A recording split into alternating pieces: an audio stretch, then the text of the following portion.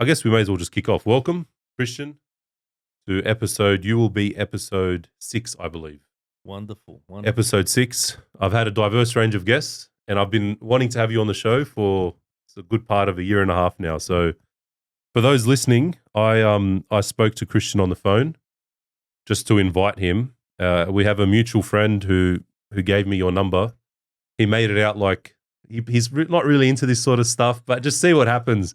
Then I called you, and it turns out podcasts are your thing, and like you love to listen to them, and you're across the whole space. So we almost had a podcast on the phone. We were 22 minutes in, and we thought you couldn't wait to get off the phone. You thought we were burning up all our good material. We're burning up all our material. So, and I asked you for a list of sort of your areas. What is it you specialize in or interested in speaking about? And you said, Francis, don't worry about the list. Let's just see what happens. And that's when I knew I have to bring back the bourbon from the Simon Curie episode, because with a little bit of help, this could go in an interesting direction. Just to lubricate things a little bit. Yeah, that's it. Just to get the engine going. So, Christian, as far as I've known, you're a theologian and a philosopher. Is that correct? Yeah. You want to tell us a little bit about what you do, what your role is? I'm at the University of Notre Dame, Australia. I'm on our Sydney campus, and I'm lecturing the School of Philosophy and Theology. I'm teaching into moral theology this year, intro to spirituality, and into our introduction to philosophy, ethics, and theology course. And then I'm also working on my doctorate. Hopefully I'm in the final stages of that. And that's on Aquinas' understanding of idolatry and its contemporary significance. Interesting. Yeah. It was interesting. Then Then it got painful. Yeah. So doing it part-time, it's a 6-year process. Yeah. And so it quickly loses its kind of excitement and flavoring. Oh my gosh, this is... How long did it take before you lost probably the zeal around for the it? halfway mark. Yeah, 3 years is still pretty that's good. right. Yeah. Yeah. Because generally it starts becoming the longest project you've ever worked on. Yeah. And so psychologically and even physically, you start to realize this is a long time, and during that time I've had 2 more kids. We've done a renovation. We knocked that down. We've done a rebuild. Yeah. And so there's just a lot going on. A lot happened, yeah. And now you're wrapping up. Hopefully. Yeah. I'm wrapping it up. It's wrapping me up, and we'll see who's done first. Yeah. 3 years is good. 3 years into uni is when I dropped out the first time, actually. So it's a bit of a special milestone for me as well. And that was for an undergrad degree. It was an undergrad degree, much harder than anything you've been doing in your PhD. Yes. What was that? What was that in? It was actually in science. My first degree was in science. Yeah. Which it was a debacle. And then the second degree was in computer science. Okay. But you got 3 years into science. Oh, it gets worse. I did computer science for 3 years, and then I left that as well. Okay. And now I've started a profitable podcast. You know how some people just go to university because they want the piece of paper? Yeah. You don't want the piece of paper. You want to go and do all the hard work. I went far the opposite. When they're about to give you the piece of paper, why did you assume I did the work? That's the problem. No, I'll tell you what happened. I went to university. Look, we're here to talk about you, but let's do this quickly, right? I went to university because I was told, hey, you either go to TAFE and do a trade, or you go to university and you do a degree and you get a job, and you can look after everyone that means something to you. Yeah. And at school, we were told, find your passion. Once you find your passion, do that at uni. You'll be fulfilled. You'll be happy. Totally. And I thought, okay, so we went to uni, and I started in science. Always liked the maths and the sciences, and probably within a semester, I was like, I don't know what I'm doing here. I'm just showing up to. I actually didn't believe anymore there was a purpose. Not to say I was right. That was just the thought process at the time. You were in. So I left, and the plan was to do something in IT, just outside of uni. And I thought, you know what, if I'm going to do it outside of uni, I may as well do it in uni. Yeah. Got a job in IT while I was at uni, and work became more and more demanding. And then, just left the second time. I'm like, I'm done with this. Yeah. I think I was at uni for the wrong reasons. It was to please someone, whether it be family, whether it be other people in my life. I was going to take certain steps in my life. And I just got to a point, I'm like, I'm not doing anything for anyone in that way. Yeah. Because I'll just resent them more and more. Like you said as well, the way things are now, the burden is on you to justify why you're not going to uni. Yeah.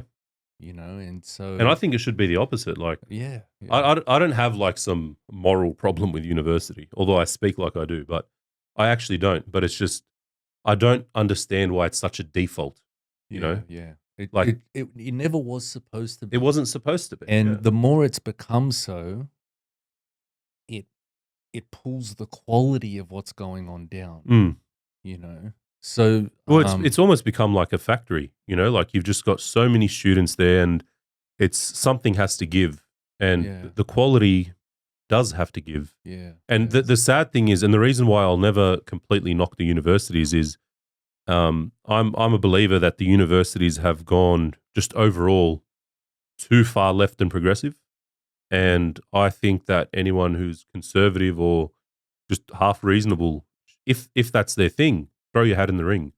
Like we do need the diversity of ideas there. yeah, So, yeah, but it's just, yeah, it's just how things played out. So when you said 3 years, I thought, what was I doing 3 years in?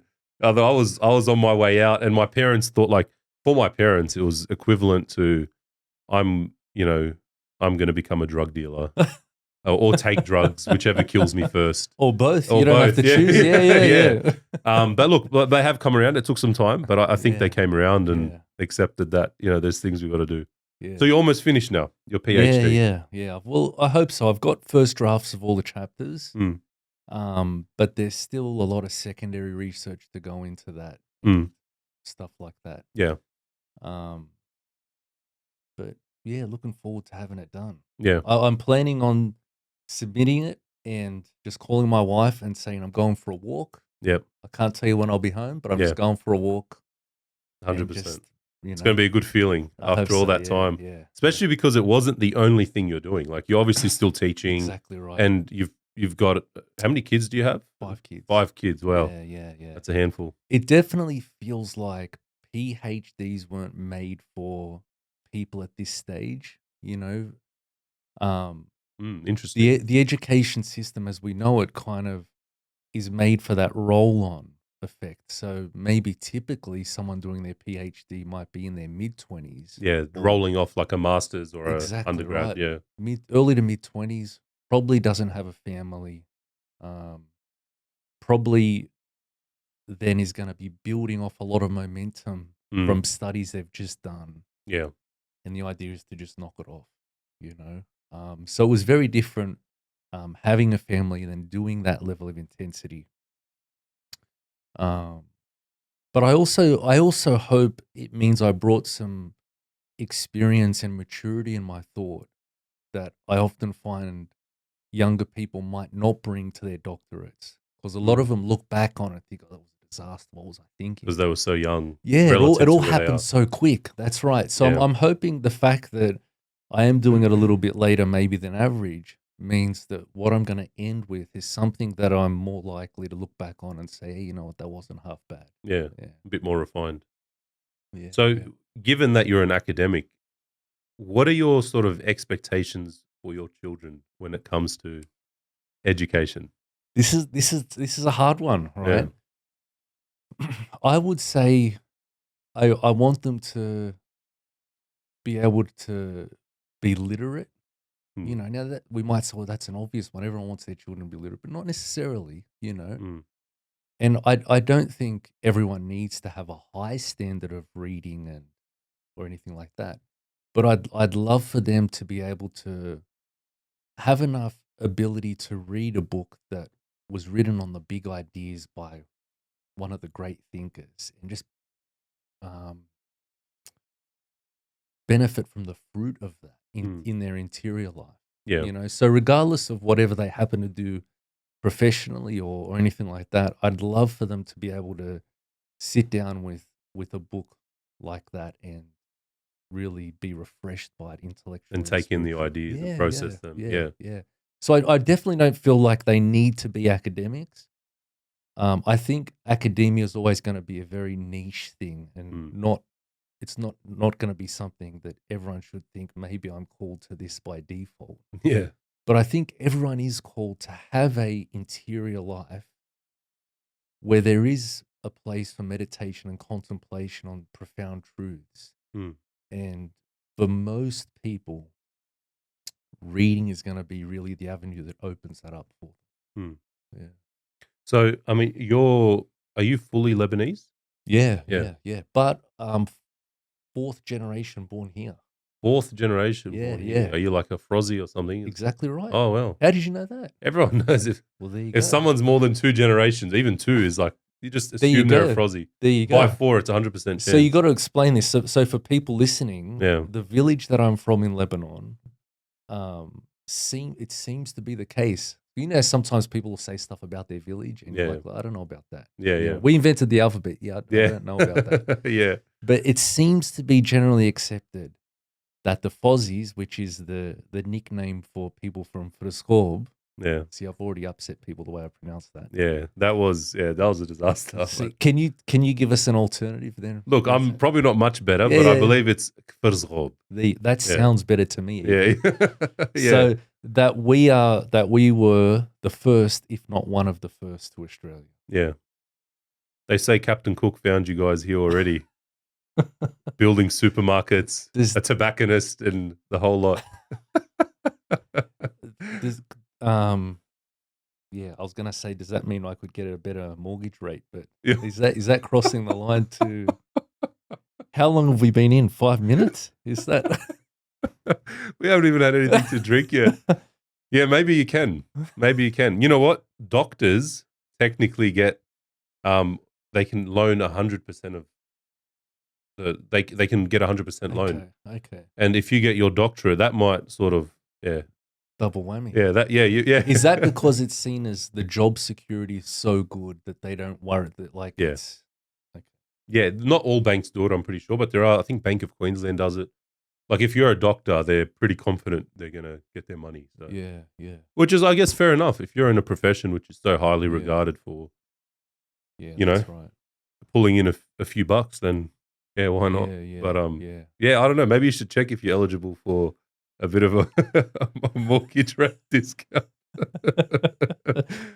Yeah, who knows?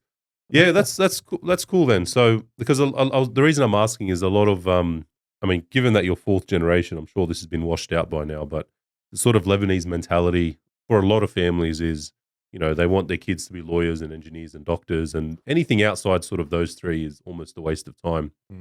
But it doesn't sound like you sort of take that view. Yeah. And I don't. The amazing thing is, I think you realize, like, one of the things I realized especially when by the time we got to our third or fourth child, is how different they are. Different they are, yeah. So you just can't have, especially in the realm of occupation, this sense in which, well, everyone can do this and they should try to do this. Yeah. Because, like you were describing from your own experience, it can be like, I just don't feel like this is my nature. I'm not built for this. Yeah. Maybe I could do it intellectually. I'm talented enough, but I've just got no motivation at all to do it. Which would be sad. I mean, a lot of fulfillment comes from what you spend. Exactly. Not right. all of your fulfillment, but a lot of it will. Yeah. So why not do something? Yeah. I've always sort of been of the view that you should, regardless of what you do, you should be productive first and foremost. So whether or not you're just do something where you're being productive, you're intellectually stimulated to whatever capacity that may be.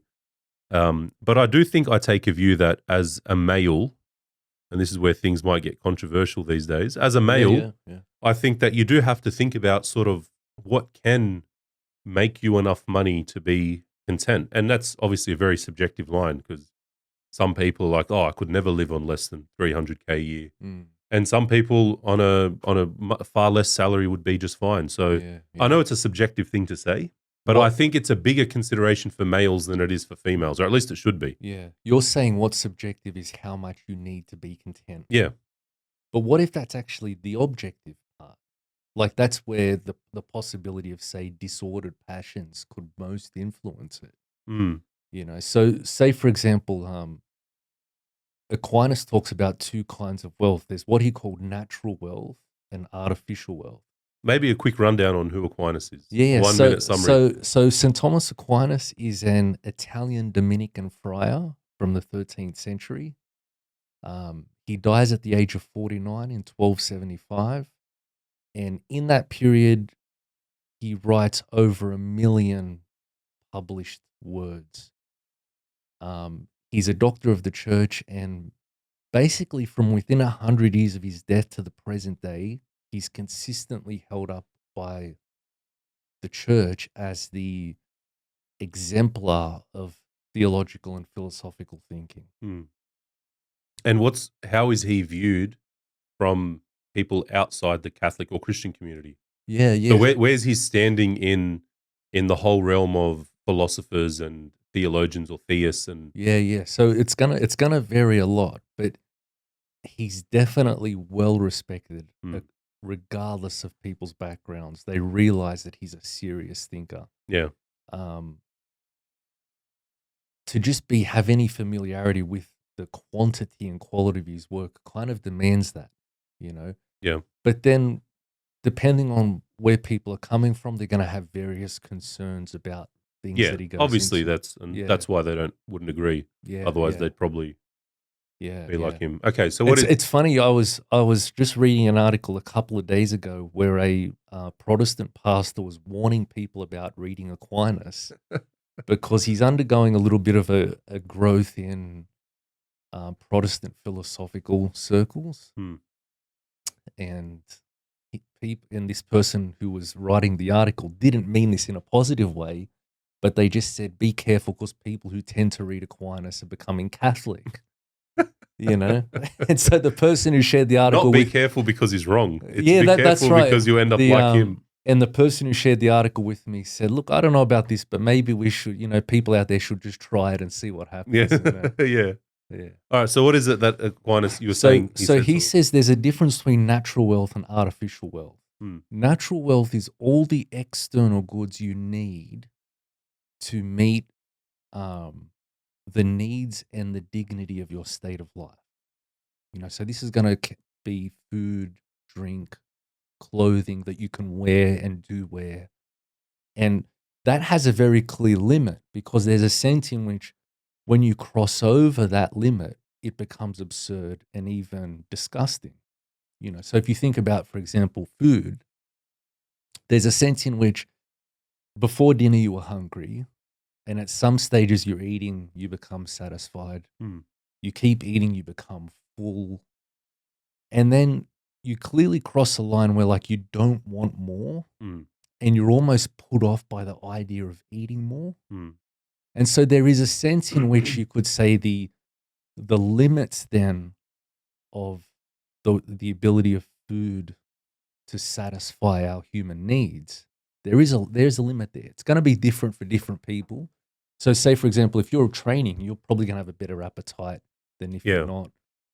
not. Age, all of these things are going to factor how much food people need. But all that does is affect the limit. It doesn't change the fact there is a limit. There is a after limit. which- That's yeah. right. That's right. And you very tangibly feel that limit. Hmm. But then he says when it comes to artificial wealth, there is no tangible limit.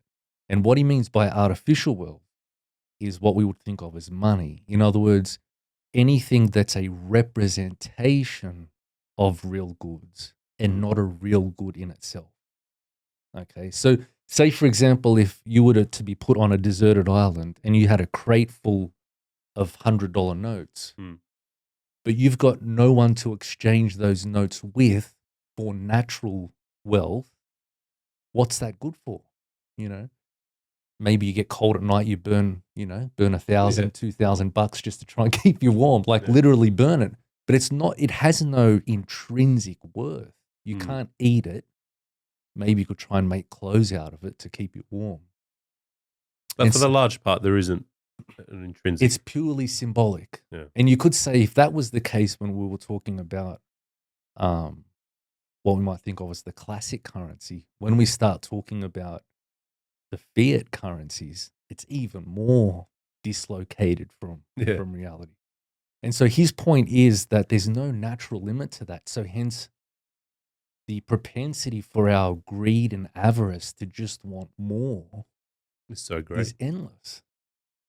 So when you sit down and you say to someone, look, what's a salary that you think you can't live without? And they're talking about an economy 10, 15, 20 years down the track. they're really not in a position to be able to say a sensible number, especially until they put their lifestyle on the table at the Mm. same time. You know, there are certainly things that we think we need. I won't get by without that. You know, well, I can't get by without that. And so then that becomes part of what you think is required, but it might not be, you know. Yeah, so I mean, I get what you're saying. So, but if it really is objective in that way, it just seems almost impossible to find that line, though. yeah, that it takes prudence, which is proper practical judgment and reasoning. Mm. And if you have disordered desires and passions surrounding wealth and possessions, and you turn to these things as if they are the provider of your happiness and your security in life, then straight off the bat, you're not in a position to judge this. Mm. You know, this would be like approaching a gambler and asking them, you know, how much, what do you think is a reasonable amount of money to be gambling a week? Right now, this is not the person you should be asking. If you ask someone who wasn't gambling, the first question could be, why per week? Why are we talking per week?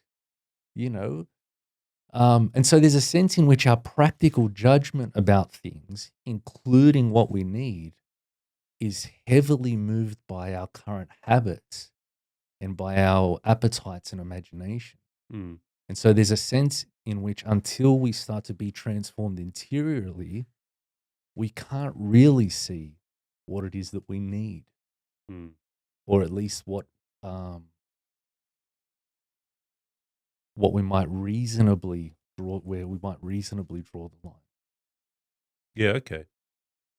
But this is where I think what people underestimate is that if you're good at something, people will find a job for you. Now, that's something no one ever told me when I was moving through school and going through uni, Mm. is that the workplace is full of incompetent people. Yeah. Yeah. And employers are looking for people who know what they're doing, who are sociable and personable. And when they meet those people, they will get them on board, you know? And so hence, if you were to focus on becoming good at something and sharpening your social and personal skills, you're going to land in a place where you're being looked after, because there's Yeah. just not a lot of people like that. Yeah. No, I'd agree with that. Generally, I agree that if you master a skill, and it doesn't take a lot. It takes a lot to master a skill. It doesn't take a lot to master it more than most people out there, 100%. in my view. That's right. That's exactly But right. surely there are certain skills which are a lot harder to break through. And let's take, like, if my son said, "Dad, I want to be a professional drummer." Yeah. Right. You're already laughing, right?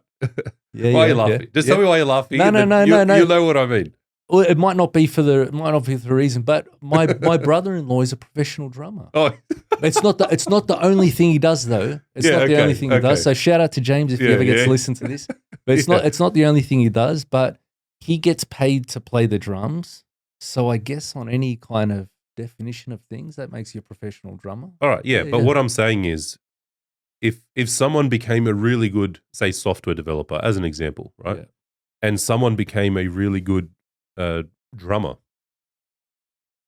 I don't know if those two are the right examples, but surely there are examples of certain professions or skills where the threshold you need to cross to start making money is higher than others. Yeah. Yeah. Surely. Well, you got That's not to say you shouldn't do it. You got supply demand things as well. Mm. You know, there's a great article written by a fellow named Woodward, WOODWARD, Mm. and he's talking about how degrees are getting flooded by people who think of these as safe options for work, business, IT, etc. Then it becomes the opposite because the supply is too big for the Exactly demand. right. The yeah. market gets flooded with these people. Yeah. And all of a sudden, With their commerce degrees. all of a Yeah. sudden you've got the guy who, for example, was doing history, and there's a shortage of history teachers. No one's where are the history teachers? Yeah. All of a sudden, these guys start being able to call the shots in their realm, you know. Yeah. So supply and demand is a big contributor to that. Mm. And ironically, it ends up being the case that disciplines which would seem to be highly risky and going nowhere do for that reason become in more need. And so hence you become more employable. Mm. Um, But it does, yeah, I guess it ties back to what you said. You need to be quite prudent to be able to work out exactly what you do need, because I'm assuming, given the deficiencies most of us have, it's probably a lot less than what we realize. I think we have way less control over these things than we think. Yeah. There was a turning point in my own life. I can remember driving in the car. My auntie's driving, and I'm kind of getting to the end of my undergraduate degree, Mm. and similar to what you were describing, I'm like, I don't want to do this, but I don't know what I want to do. Yeah. You know, and she said to me, one of the things that I love about my husband is that when he wakes up in the morning, he doesn't know if what he does is for business or pleasure. In other words, even if he wasn't getting The paid to two are do it, conflated, yeah. So he much would for do it anyway. Yeah. And man, in my mind, I'm like, that's living the dream, Mm. you know. And it wasn't long after that I kind of decided to join the seminary. I just went out for it. I thought, what do I love doing every day? I love reading theology. I love talking to people about these things. I love trying to bring people closer to God. So you just skipped teaching, went straight into the seminary. So just kind of took that leap, Yeah. you know. Now, I ended up discerning my way out of the seminary, but if I don't take that leap, I don't end up in the job I'm in now. Oh, like it was only in taking that leap that you realized, hey, maybe this isn't it, but this actually Exactly might be. right. Mm. Somehow in doing what you love, there's a better chance that you'll be good at it. And Mm. Of course. in being good at it, like we were saying, there's a better chance that someone recognizes that and says, "Hey, that's impressive. Like we could use something like that." And so paradoxically, it's kind of like it can seem esoterical and abstract, but discerning what you love and what you're good at, regardless of what you might see as the material consequences of it, could be the best way to actually secure those material consequences. Mm. You know? Yeah, I think that's right. I think that's how it played out for me. I mean, I left uni. When I left uni, it was just almost in anger. Like, I'm just over it. I don't belong here. Blah blah Mm. blah. I thought you were going to say the university was in anger Yeah, when no, you no, no. left. They don't care as long as you. They were angry because I didn't stay longer and pay them more money. That's all. Yeah, With the yeah. massive hex bill I racked up. Um, but then it was only after I left that I'm like, look, what is it that I actually would enjoy doing? Yeah, And it was through there that I got my job, and I've almost worked for the yeah, same person now for 8 years, just yeah, between companies and yeah. and Awesome. and then the thing that I wanted at first, which is, to be honest, to make money, Yeah, ended up yeah. happening after I sort of pursued the thing, which That's I right. As a side effect yeah of a more meaningful goal, you yeah know. And look, I think you raised a good point earlier. That doesn't mean you should then sit in a state of paralysis until you kind of work out what am I good at, what do I love, because you've also got to keep moving, yeah you to know, be and that productive. and in the acting and the doing, it's also going to reveal and manifest what you are good at and what you're not. But you Yeah probably won't find that out unless you're out there doing something, you know. Um, yeah, that's true. Actually, I did a lot of jobs, just random odd yeah, jobs. it's a Like, good thing. That's a good I thing. did mobile pizza catering for a while on Yeah, weekends, and yeah, I did laboring for a bathroom renovate, yeah, just yeah, random things. I worked at a petrol station, the yeah, family yeah, yeah, business, yeah. and you just That variety learn is different great. skills, and then you Absolutely. discover sort of, you know what, I really like doing this. So Rubbing shoulders with different kinds of people, mm, especially jobs where you meet someone off the bat and you've got to try and get along with them. yeah, Those are skills that you will take with you in everywhere. You know, Those are the best skills. they are. That's And you know right. what? That came at uni because not only were we rubbing shoulders, we're getting things thrown at us at uni. Talking about the most Man, I controversial remember things. this. Yeah, Have you yeah. spoken about this on the podcast yet? No, have I? Not on this one, no, actually. Most of my listeners would know though. That's most of them have seen the video. Yeah, yeah. And most of the people I have on social media, very mixed reactions to it because I have some people from school, which is fair enough. But yeah, like talking to people who were flat out screaming at you and getting them to calm down, at least have a conversation. That was probably the best skill I ever learned. That's the most like the best interpersonal skills were ever learned were at uni. Yeah, Getting goes screamed a long at. way. It goes a long way, yeah. Just in like how to understand people, read people's emotions, Yeah. respond in a way that de-escalates and doesn't escalate. Get That's people to right. lower their wall. You know, the famous Dale Carnegie book, How to Win Friends and Influence People. Yeah. Yeah. I don't know its contents. More often, I think I've heard of the title Yeah. and imagined what its contents Yeah. must be like. But Look, the title is funny because it just makes it's an odd title to have. yeah, It just sounds like a book about manipulation. yeah, But it's actually quite good. yeah. It's about like how does the human mind work in terms of how you socialize with people Yeah, and yeah. how to achieve the best results with people. Now, the contents can be used. You can abuse it and actually manipulate people. But what I found reading that book is that a lot of those things, if you were to read it, you'd find, you know what, I do this and I do this and these things do have great results with people. That's right. Yeah. But nothing compares to actually doing it. No Yeah, one likes to get rejected. Most people don't like conflict, Yeah, contrary to what they true. might say. Yeah, that's No one true. likes conflict. They might react in a way that seems like they're confident, but yeah. no one likes conflict. No one likes rejection. No one likes being screamed at. No one likes being disrespected. No one likes being disregarded. Yeah. All things that, unless you actually practice it, it's very hard. So Yeah. the skills I learned from that actually carried over a lot more because I ended up in somewhat a technical role. And in the world where there are so many technical people, usually what sort of gets you out of that category are your personal skills. Yeah, that's right. It's very hard to teach. Yeah, it is. You can't teach it on just It a is. course. Like people need to really go out and Yeah. actually do it, you know? Yeah. And especially once you start the role, if you're spending a huge amount of time just looking at the screen, it's hard to make big changes in that area once you're already involved. Yeah. So it's great if you can learn those skills before you come into these places. As soon as possible, yeah. Yeah. Socialization's a big thing, and obviously COVID destroyed that. And more so than ever, like you go online on social media. It was funny. So I've been posting like reels and short form content of the podcast. Yeah. I launched a couple of weeks ago, relaunched. And I posted one of them on TikTok.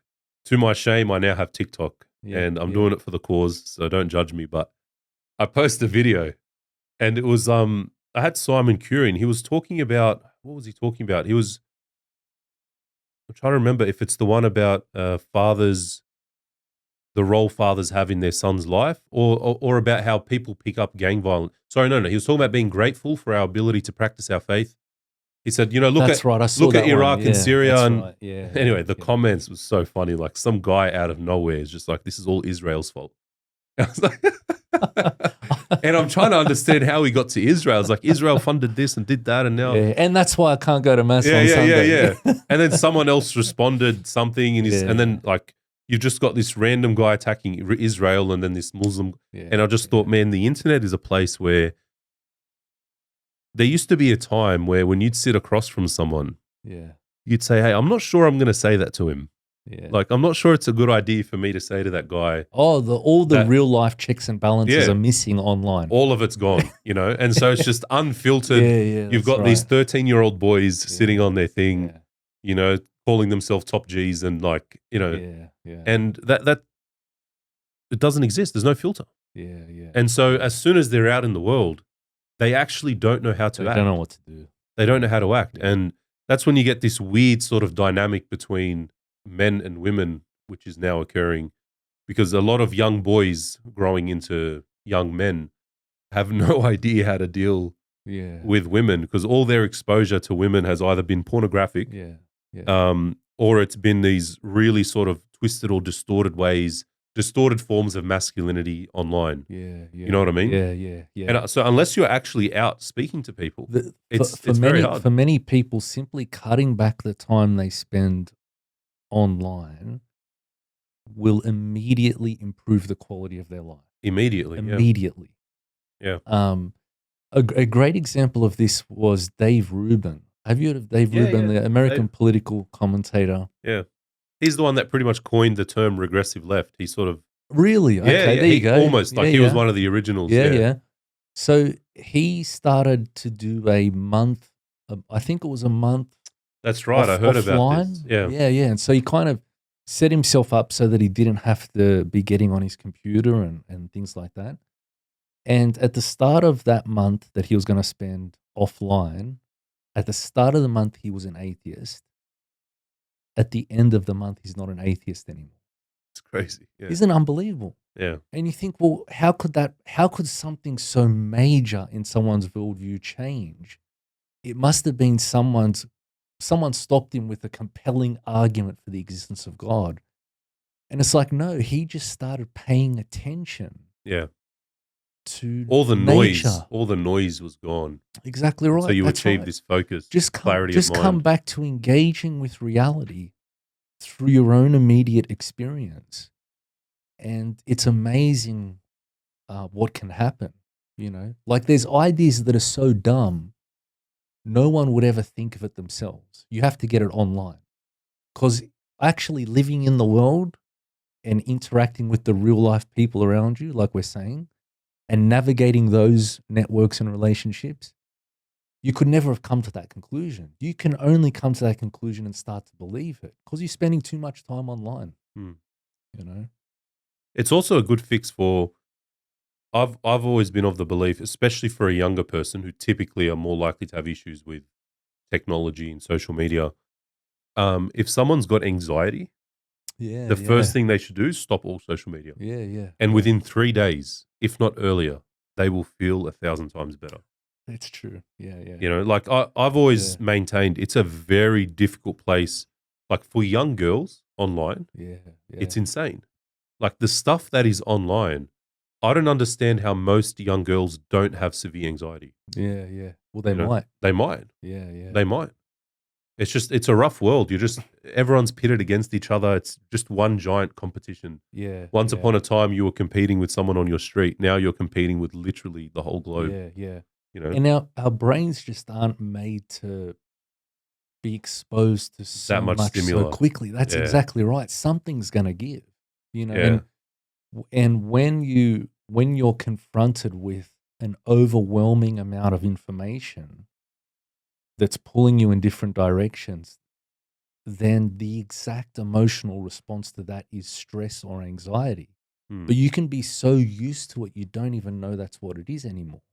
It's just your baseline. That's the baseline. Yeah. You know, I remember being shocked about this when I'd be flicking through the news feed and something would pop up of, say, the death of a friend's grandfather, you know, or someone would share like some tragic video of a newborn baby who's deformed and, you know, shocking things. And I wouldn't have the emotional response to that deserves. I would have an inhumane response. Like it didn't register on my feed. And I might pause for a second, but then move on.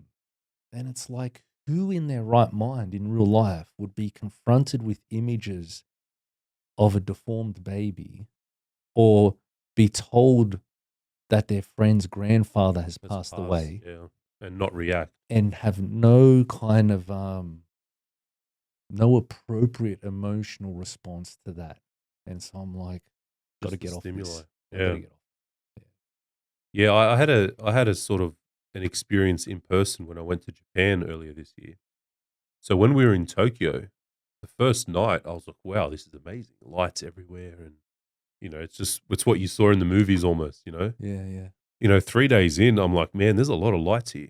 There's a lot of advertising. There's a lot, like every store you walk into, there's like this soundtrack blasting and there's always noises and there was a lot of stimuli, you know? By day 5, I was like, I got to get out of here. and we were leaving the next day to the next city, which was, Kyoto, which is far calmer, but just the stimuli every single day, it wore me down mentally, Yeah, yeah, and I was exhausted. I just yeah, couldn't do it anymore. And I was like, yeah, I don't know how these people live here and just constantly have lights and advertisements. And yeah, we're talking like streets where it's just all lights up the whole building, yeah, It's yeah. crazy. Imagine what it would be like if the electricity was out for a week and all of that stimulation wasn't there. What would happen? You know? Electricity and internet. Yeah, like Let's what would combine the that be two. like? You know, Blaise Pascal. So Blaise Pascal is a 17th, 18th century mathematician, Catholic convert Hmm. who's famous for inventing modern day statistics. So very smart guy. He invented statistics because he had a friend who was a bad gambler.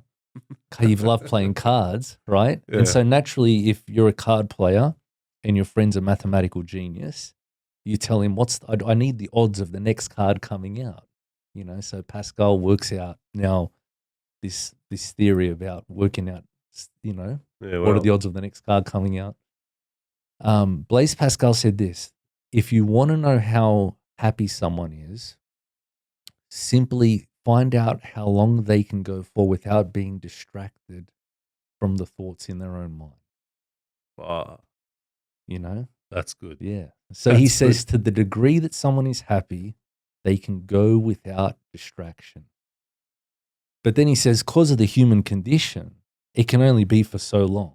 Yeah. It's only, it's the saints Yeah. It's just a matter of who have, time almost. that's right. Hmm. The saints have attained a state of contemplative prayer where they don't need that because their interior life is so fueled by their own contemplations and by grace that they don't need the exterior sensual input. Now, if you link that to then our culture of mass stimulation, or maybe we should just say mass distraction, We're just becoming more and more oblivious to how unhappy we are. um, I often speak to students who aren't even sure what they think about things because they haven't had the space to come up with their own thoughts. You'll often ask them what they think about, a pretty important thing. They'll say something, and then, you realize, hang on a second, I don't think you really believe that. Yeah. And you talk to them for a minute, and they've They've already almost changed their mind. recited it. Yeah. Exactly right. Yeah. They're reciting the slogan Yeah. that they've picked up by a form of osmosis, and they're saying it, and then all it What's took was osmosis?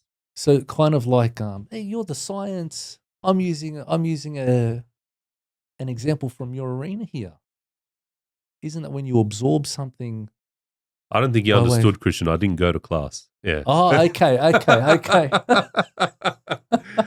I was watching 1980s rugby league games in the library Okay. and There you debates go. on YouTube. Yeah. And cards, we playing cards? Oh, every now and Every then. now and Yeah. then, yeah. Have So a hit. that's when you just absorb something by being in contact with it. Okay. So say for example, when students come to Notre Dame and they find out they've got to do an introduction to philosophy and theology, some of them are like, oh, you're trying to brainwash us. I'll say, no. There's no brainwashing going on here because I'm telling you what we're going to talk about, and I'm going to present the reasons for my conclusions, and I'm going to ask you to present your reasons. Mm. We're going to, in other words, we're doing something very consciously together, Yeah. and it has the goal of attaining the truth. But it's not brainwashing when someone does it to them unconsciously, right? Exactly Yeah. right. Now, what then takes place is what they don't realize is true brainwashing takes place when someone doesn't tell you what they're doing. Mm. They don't raise it to your awareness, but they just start to saturate you with the impression of it Yeah. so that you can never really identify where you got that idea from, never really remember who presented it to you. It's just there. It's just And you don't know when it entered It's just there. and rooted itself. So say, for example, students might say, oh, well, you have your truth and I have my truth. Or good and evil is different for everyone. Stuff like this. Mm. I haven't had anyone who's been able to tell me what argument they found presented to them that was convincing about that. Because I tell them this, you don't act as if that's true. You know, if I was to walk up to you now and just give you a massive slap on the face, your immediate response isn't going to be, well, that must be good for him. I'm going to be inclusive and tolerant and sit here and kind of take that and Yeah. appreciate the diversity of values in the room. Of course not. You're going to be, well, what did you do that for? You Yeah. know, you shouldn't have done that. And so there's a sense in which that hyperstimulation means we're being exposed to a lot of things, but without the time to digest it, we're taking stuff on that we don't realize we're taking on. And it's shaping us in ways we never chose to be shaped. And often it's when And we people, don't even know we've been shaped. you don't know you're We're being shaped. convinced that we independently thought of this, and you know. you think it's normal. Yeah. You think it's normal. So you mentioned the example of pornography before. You know, there are people shocked to find out that there's a man who doesn't watch pornography. Shocked. How's this possible? And it's like, well, what gave you the impression it wasn't possible? You know? Or that when you see a beautiful woman, your initial responses aren't kind of a desire to dominate and possess and use and abuse. Mm. That is possible, you know. But if you've been so conditioned, you're not even aware that there's an alternative to that. And not only is it an alternative, it's better, you know. So Yeah, even on the pornography thing, like they don't know there's an alternative. And let's just say if someone decides not to watch pornography, the conscious decision they make because they believe it's harmful for them, that usually extends to areas outside of directly accessing pornography. It will usually extend to certain music. It will usually extend to movies and TV shows. And they'll say, no, look, I don't want to watch this scene. I'll skip the scene. And that is unfathomable for a lot of people, that Yeah. you would skip a scene. Yeah, yeah. And it's like, well, it's unfathomable for you because your baseline is far worse than this. That's right. Like, this is like a Yeah, kid's yeah, TV show yeah, for you yeah. compared to what you've seen And see. and as well, the person who does that is living with a level of intentionality and purpose that is utterly foreign to the person who's going Yeah. with the flow. Yeah, as if you think about it, they say. Exactly Yeah. right. So say you're used to just being dominated by whatever emotional state you're in, and you just do whatever you feel like. So there's a sense in which your life literally is just being carried along by your emotions. And the best you can do is hope you do or don't feel like certain things at certain times. It means that when you're sitting down to watch something and something comes on, or when you're scrolling your news feed or whatever it is in these passive modes, when something occurs, your default position is, well, it's happening. I didn't choose for this to happen, but now that it's happening, I'm not going to exert my will to get out of the situation. Mm. You know? And so when someone does exert their will, there's a sense in which they're demonstrating the capacity of being a person, and that we don't have to just be enslaved to whatever happens to be the case right now. And that's a freedom, that's a liberation that this other person just is not even aware of as being possible yet. You know, I'll give you an example of this, Francis. So, we were visiting family recently, and they got the TV going on all the time. You know, and at home, the default is not for the TV to be on. When the TV's on, a couple of my kids, they're just glued on it. You can't move. It's like they're hypnotized, you know? And so say we do sit down to watch something intentionally and it happens to have ads.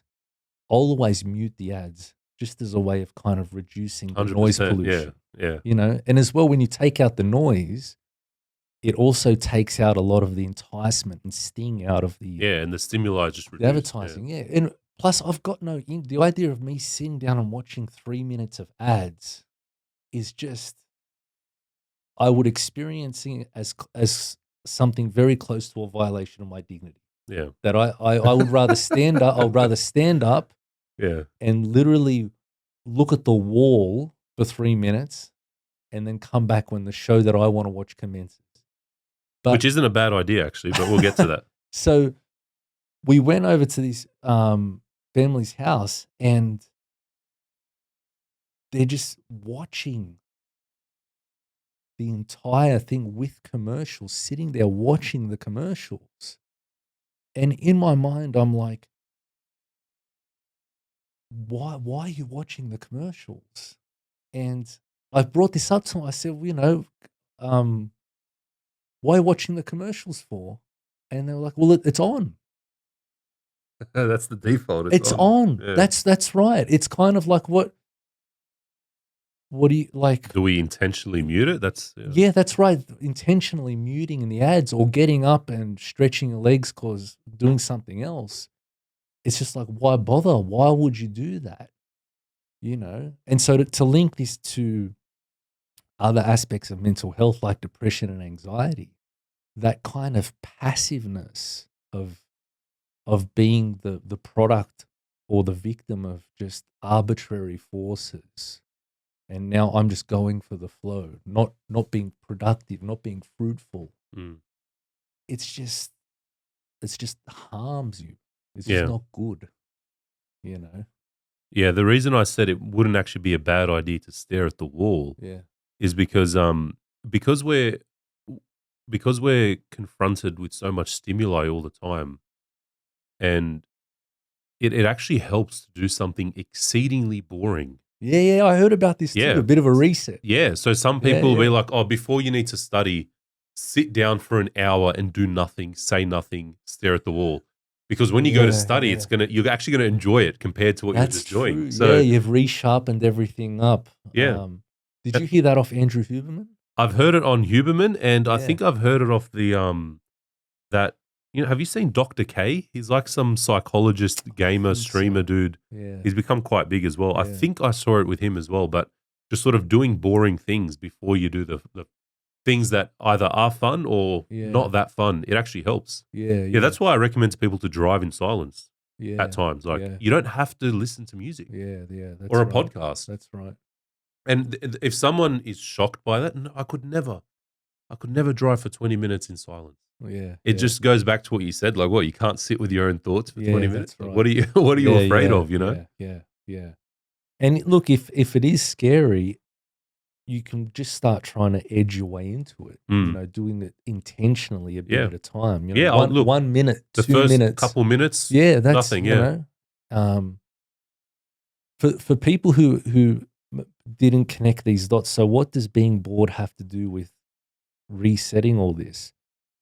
This isn't my area of expertise, but the way it's been explained to me is that basically our brain's hormonal and biochemical systems, which regulate our pleasure and pain responses, can be so overstimulated that basically the good things that we do, we no longer find enjoyable because that mechanism's burnt out. Yeah.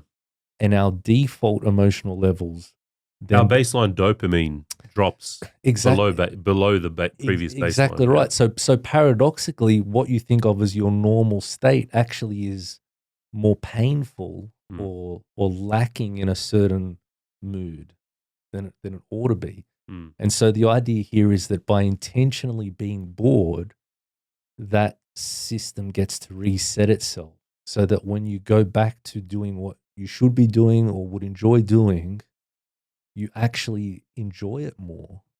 Yeah. And appreciate it for what it is. Which is why people get happier when they get off social media.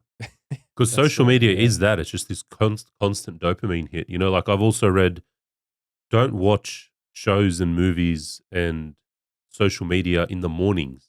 Yeah. Because if you start your day like that, the very next thing, now I'm going to start work. You're just going to be drained. You're not going to enjoy it. But it's almost like go into the things that you need to do almost as bored as possible. And unstimulated so that you can be stimulated by it. Yeah.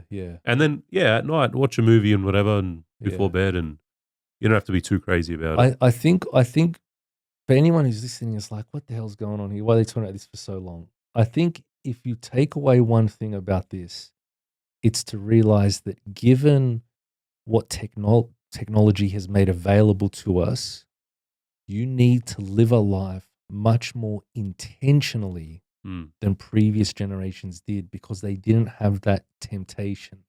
There was just no possibility of being entertained 24 hours a day. Yeah. 3 generations ago. Just was not possible.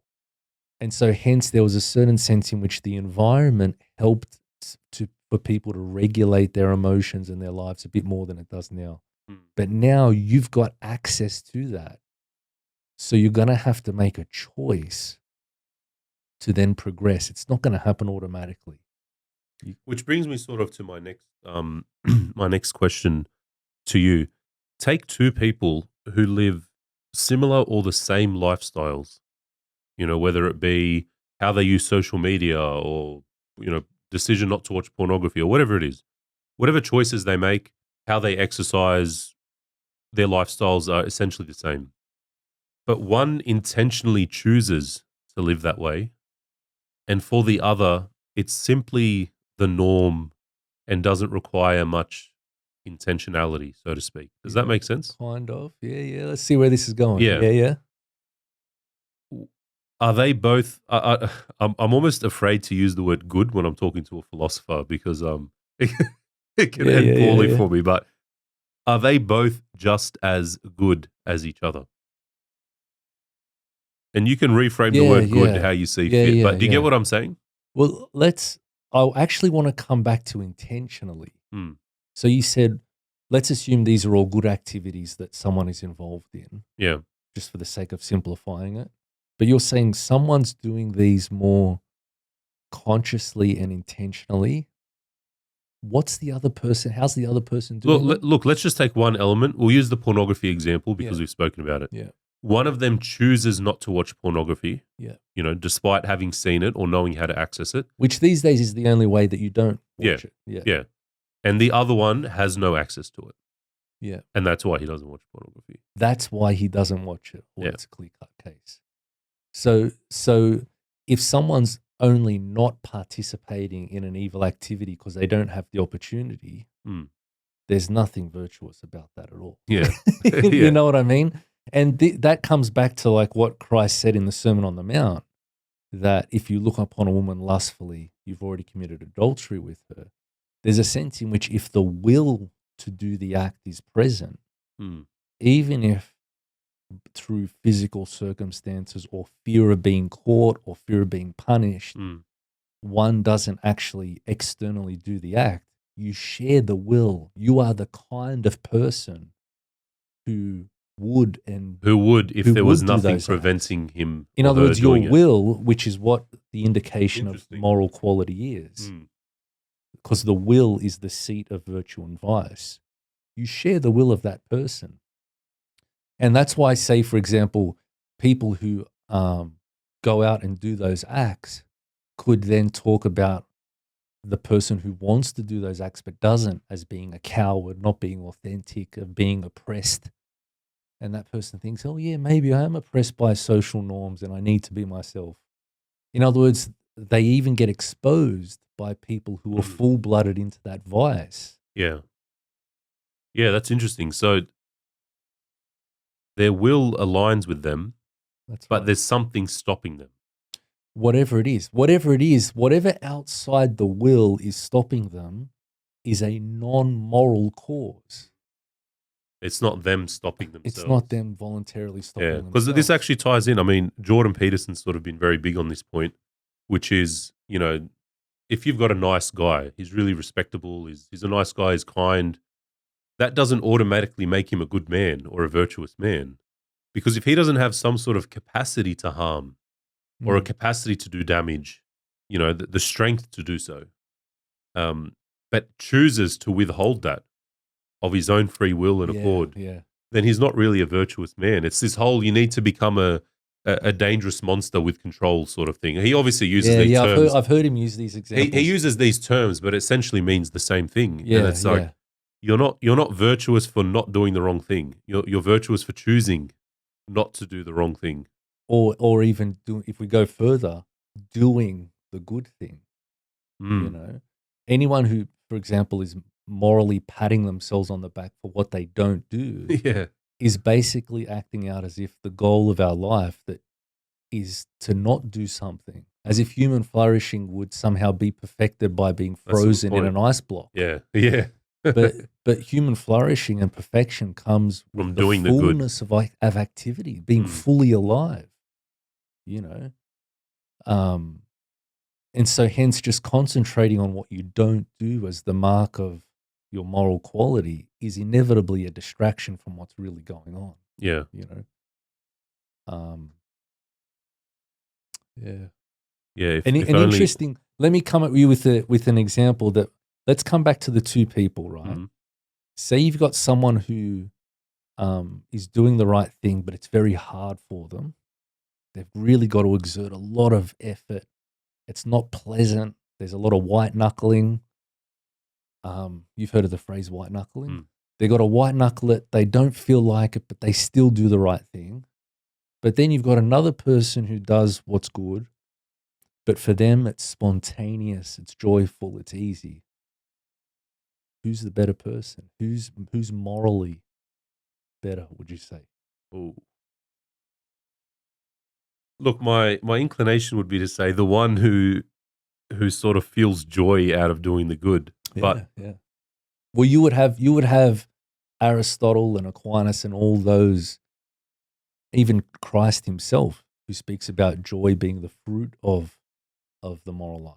You know, but the reason I ask that is because sometimes people, because we just spoke about the role of the will and how important the will is, they can then think, oh, okay, well, if that's the case, then the person who's tried hardest, exerted the most will, is morally better. You know, that's more of a Kantian approach to these things. But if we realize that no, as human beings, we are emotional beings, and if we go to do something good, but there's an inner resistance to that, it shows you we're still on the journey to virtue. There's still work to be done interiorly. yeah, there's still something sort of fundamentally flawed. That's right. Yeah. And so hence, paradoxically, the more moral you are, the better you are, the easier it is. And the sign of difficulty is actually a greater indication of where we're at on the journey. And it will get easier. Look, honestly, when you ask that question, my immediate thought was the first person. Where it's hard. Yeah. And well, that's why I asked. Yeah, that was my first thought. But then I just thought about it another second. I thought, well, if he's feeling joy from doing the good thing, surely there's something internally that's right. And if he's doing it spontaneously and easily, that those biochemical systems that we were talking about, even those now have been shaped so that they're contributing to the goods of reason and the goods of the spirit. You know, so the whole person's life, even their physical being, is now elevated and participating in these goods. Yeah, that's interesting. Look, I was looking at your Notre Dame profile yesterday, with the very limited prep we did for this. Yeah. And I saw the community engagement section where it lists sort of the things that you do and the talks that you give. And it all sort of made sense. But then I got to, it started to get to like atheism, makes sense. Introduction to the marriage debate, makes sense. And then it just went to dating 101. Yeah. Can I just ask, how did this, and then just back to discipleship, faith, upon your call, I cast my net, who am I to judge? Everything. I'm not saying I don't think that you could talk about dating, but it seems like out of the blue. How did I first get invited to do something like this? And the reason I bring this up is because we're speaking about things that are fundamental to being human, but I want to start to get into the distinctions between both men and women. Yeah. Obviously, there are things that are common, but there are things that are distinct. Yeah. Controversially these days, right? But I just want to know, how did dating 101 end up on here? It tended to be the case. So about 12 years ago, when I started doing talks and things like that, I was very kind of easygoing about what topic. What do you want me to talk about? What do you want to talk about? What are you interested in? I'll do it. And so I was very kind of Yeah. What's the word I'm looking for? It's not necessarily a bad thing, but I guess now I'm a bit more weary about certain things. Yeah. Anyway, so I wrote a talk on it, and it apparently was received well, and it kind of just went from there. And What's the fundamental Yeah. message? look, I think we can totally tie it back to what we're talking about, and that is about intentionality, not just floating Mm. into relationships with people, and then not just floating through stages of relationships, but actually kind of Being very being intentional about where intentional you're about at. that. Yeah. That's right. Is this somebody who I want to be in a relationship with, and if so, what kind of relationship? And are they willing to share that same thing with me? Mm. You know, I've actually been, given that I've decided to enter into this endeavor, which requires me to understand the internet a little bit more. Now, I might be of the internet age, but I'm not really in touch with the lingo. And I learned something recently. It's called a situationship. Yeah. yeah. This is going to be an old man conversation now because I'm guessing you haven't heard it or you have. No, I haven't. Yeah, I haven't. you haven't. But to be honest, I like the sound of it. Yeah. You know why? Because It's just not fun to be in them, according to 15-year-old girls online. the reason why I like the sound of it straight away before you even tell me what it is because it's very important that words actually capture and express what they're describing. Yeah. And It represents the reality of those who that's aren't being exactly intentional. right. So Yeah. words like we're talking. You know, what's going on between you and Bob? We're talking. Yeah. Us, okay, that's great. So you're human. It's the You Lebanese have a thing, conversation. you know? Yeah. Oh, what are you doing? We're seeing each other. Okay, so he's not blind, I guess. You know? Yeah. In other words, what the hell does that even mean? You're seeing each other. Oh, man. I don't know how people talk to you know, philosophers, man. so- a so- barbecue with a philosopher must be a disaster. And so when I hear situationship, I'm glad because I'm like, good, I've got no idea what that is. And so this is going to be a word that has been intentionally created to actually reflect a kind of situation or relationship that we can identify. You know how ironic that is, though? Because it literally means, from what I've understood, maybe some of our younger listeners can update me, but from what I understand, a situationship is when it's not very clear what's going on. There you go. You know, and there isn't a lot of intention, but the word has been intentionally created to describe That's good. it. We need Yeah. a word. That's a step forward. We need a word. We just don't want anyone to be in that, you know. We need a word to Apparently it's rough. describe what's going on. Yeah. No, that's a good point on the being intentional thing. Yeah. These days it's can you ask your friend to ask her friend if she wants? Yeah, you got to think how shocking it is that such a fundamental aspect of life. What do I mean by that? The aspect of going from being a stranger to someone to meeting them to then committing to them to then marrying them to then having a family. Absolutely fundamental. And we live in a culture that has complete anarchy in terms of what those steps are and how you go about it. And we just hope it works out. We just hope it works out. Now, no other area of life is it left to kind of, we just hope it works out. People are like, no, this is too important. We need to think this through. And so we tend to kind of mock or look down on societies where there was a bit more of a structure of how you went about meeting someone, who was involved in that process. Yeah, and the process that you go through. That's right. Yeah. But at the end of the day, that's time tested, and the fruits of it are there for everyone to see. You know, is it perfect? No, well, human beings aren't perfect, you know. But the jury's still out about whether the kind of romantic luck model works, because I don't know. We don't have a lot of good science. Exactly right. Its success rate in terms of children being conceived within marriages and marriages lasting. Yeah. It's kind of like whatever he's doing is not working, you know. Something's amiss. Yeah, that's right. I posted a video. So I had a conversation with Simon Curie, who gave me the scotch and the cigars, and he mentioned how cigars have become. Oh, you want to crack it open? Let's do it. Cheers to Simon. Let's cheers to Simon for sure. Yeah, that's good for me. Thank you. Um, and he mentioned how cigars has become almost like it's more than just smoking the cigar. You know, you sit around with the guys. Yeah. Cheers, man. And cheers to Simon, of course. You sit around with the guys, you have a cigar, and you can sort of offload a lot of the pressures that you have, and Yeah. it's a fraternity. And he mentioned how, you know, he said you can't open up to your wife fully. You know, like there's a limit, and that's where your fraternity really comes in handy. Anyway, that Yeah. short reel I posted Yeah. online, Yeah. and How did that go down? look, my following's quite small so far, so proportionally, a few people responded and it was like, this is toxic. Someone said barbaric. You know, this is just manosphere Yeah. stuff that, you know, you don't underestimate how much women can handle. And my question to them was, hold on, he never said you don't share anything with your Of wife. course. Yeah. He said fully. Yeah. So I want to get your thoughts on it before I give you mine. Yeah. Yeah. So ask the question again. Yeah. So do you think there's a limitation You're on asking a married man this. Yeah, you I know. Is he married?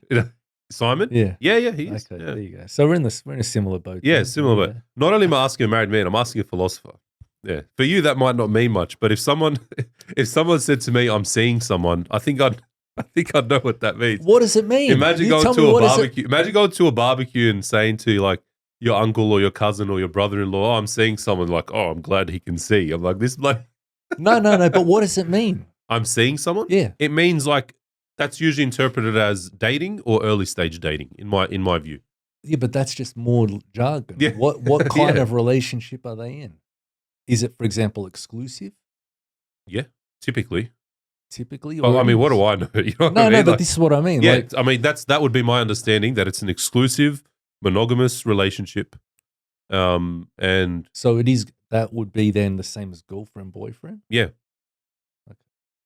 typically. Yeah, I add we'll typically because let people see yeah, whether we'll let people whether see. seeing someone and being their girlfriend or boyfriend are the same thing. Yeah, I have a hunch people are going to be like, oh, I don't know if those are the same thing. yeah, I You could know? be wrong. Like I said, I'm not the one to ask. Yeah, they might say seeing is a pre-girlfriend, boyfriend stage. Maybe. I mean, I should have been born 100 years ago, so that could explain. But anyway, so the question come is, back to this. is there a limitation or a threshold on what a man can share with his wife? And after that threshold, it's no longer appropriate to share with her, but it would be to a close male friend, someone who gives counsel, someone in their little fraternity, any other male. Bloody hell. This is a tough question. This is a hard question. You know why? Because there's similar to what we're talking about when it comes to kind of career pathways. There's a place for prudential judgment here. And this is why prudence is a virtue, right? It's because prudence is the virtue by which I take in all of the individual facts of my circumstances, all the contingencies, all the details. I'm aware of that. And then I'm aware of the goods and evils at stake here and now. I'm aware of the means that can bring about the attainment of the good and the avoiding of evil. Mm-hmm. I choose the correct means, and then I actually command it. So the reason why I bring this up is because there's a sense in which the topic matter, like what it is, where you're at in your relationship, what else is going on, these are all super relevant, you know, and it could be the case. Yeah. It could be the case actually that something that on paper, this happens all the time in relationships, something that on paper seems really mundane in the context of things is massive. So say, for example, you know, I'll give you an example. Me and my wife laugh about this, right? Not turning off the lights when you leave the room. Something simple, right? Now that's a pretty mundane thing. You wouldn't think that not turning off the lights. It'd be amazing. This is the person you love. You just get up and you turn off the light. Yeah. You say, darling, do you mind just turning off the light? Is it you that doesn't turn off the light? No, she doesn't turn off the Oh. lights. Yeah.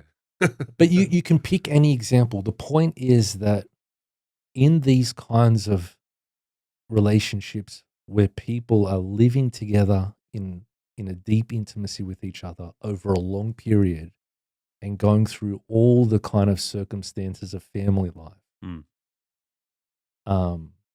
things can suddenly take on a significance that they wouldn't in the abstract and on paper. And so when someone says, oh no, you shouldn't share with something with your wife, there's a line and that's outside the line, there are actually going to be situations where what they put outside the line absolutely needs to be shared with your wife. Not only should you Potentially, yeah. Yeah, not only should you not share it, but you need to tell your wife this. Potentially, yeah. And so I'm not sure how fruitful it is to kind of go down this realm in the abstract. My kind of intuitive general response would be that in principle, you should be able to talk about anything. But at the same time, in principle, no one person can bear the full weight of everything you need to say and do. People are only human. Your wife and your husband's only human. And so this is why if you've got no friends outside of that marriage, there's a burdensome there because that conversation and that need to bounce off the other person, it's hard for one person to do all that. And so if you realize that, you know what, my wife is aware of this, for example, but I'd really love to hear what Bob thinks about this, or I wonder if his situation is the same. It could be the case that night, if you want to talk about that, he was the better person to call and speak to. So it's all going to come down to the concreteness of the here and now. Maybe when you tell me what you think and you start to flesh out those details. Yeah. Look, we can then... my view has always been, obviously, a husband and a wife united as one, ultimately, they should be the primary for each other. Yeah, I've always been a believer of that. However, I do think that it's impossible it's impossible for two large peers to lean equally in the dead center between them. I feel like there's a little bit more leaning, especially emotionally, from one side onto the other. Not entirely, but a little bit more. And I would say generally, I think it's pretty safe to assume that probably women require a little bit more emotional attention from their significant other. Maybe. You don't agree with that? I'm not exactly sure I know what you mean by emotional attention. Do you think women are more emotional than men generally? Generally, yeah. So by virtue of that, I think they do require a little bit more emotional attention. But emotional attention then would be an activity that the man is performing. Is that correct? Well, providing in what you're saying, it's something the man gives to her. Yeah, which is also through receiving from her in terms of carrying the emotional burdens she may carry. Sure, okay. I'll give you an example. Give us an example. I'll give you an example, right? Who's more likely to come home and say, I've had a long day, the following happened, this person upset me, now I'm really upset. Not one day, but over a stretch of a month. Like, how often do you think a man would come home to their wife and complain or, I think this is a dead end. There's no light at the end of this tunnel. Yeah, that's okay. No, there's no light. No, but not as in let's not talk about this. Yeah. But let me tell you why. It seems like it's trying to take a genuine distinction that works on large scales and then trying to draw a specific practical prediction or conclusion out of it that won't always work. You know what I mean? Well, we're not talking about always though. Generally, when we have these conversations, it's more of a on average, in general sort of conversation. The reason why I say, look, I'm not sure, is it could just be a question of who they talk about. So, say for example, to speak of an example close to home, say my wife is home all day with the kids, and she's just nonstop. She's trying to navigate all of these issues. I'm at work. I'm navigating those issues. When we get home, we probably want to say, "Oh, you wouldn't believe what happened." This person did that. It's I wouldn't be saying. Yeah, I'm just not sure that we can clearly.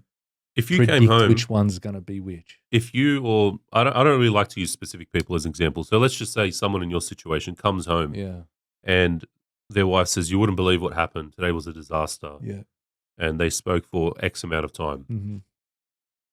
Don't you think us as guys, we're far less inclined to then match them with the level of difficulty we had? Like, aren't we more likely to say, "Yeah, look, today I had a long day, but it was okay"? Yeah, maybe. Maybe? Yeah. Like, surely. Yeah, but Again, see, when you want to go maybe to surely, I'm not sure. I am going back to always. I'm not sure what the fruit is, though. I'm not sure what there is to be gained by pushing that envelope. You see what I mean? I think what's to be gained, like in the times that this conversation has come up, I feel like some, not all, but I feel like some women are almost offended by the idea that there might be a degree of withholding from them. But that degree of withholding, it's not because we don't trust them or think they can handle it, but it's almost out of like charity for the fact that there can only be so much on the table. That's right. Exactly. That's what I'm trying to say. Right. Yeah. So, I think so. It's not out of a lack of trust or women can't handle this or that. Exactly right. Yeah, it's not about that. Yeah. And then she also has to be aware of her own motivations and desires. That those also are good. That there isn't also a kind of desire to possess and control him. Yeah, of course. In a way that you're shocked if there's something you don't know.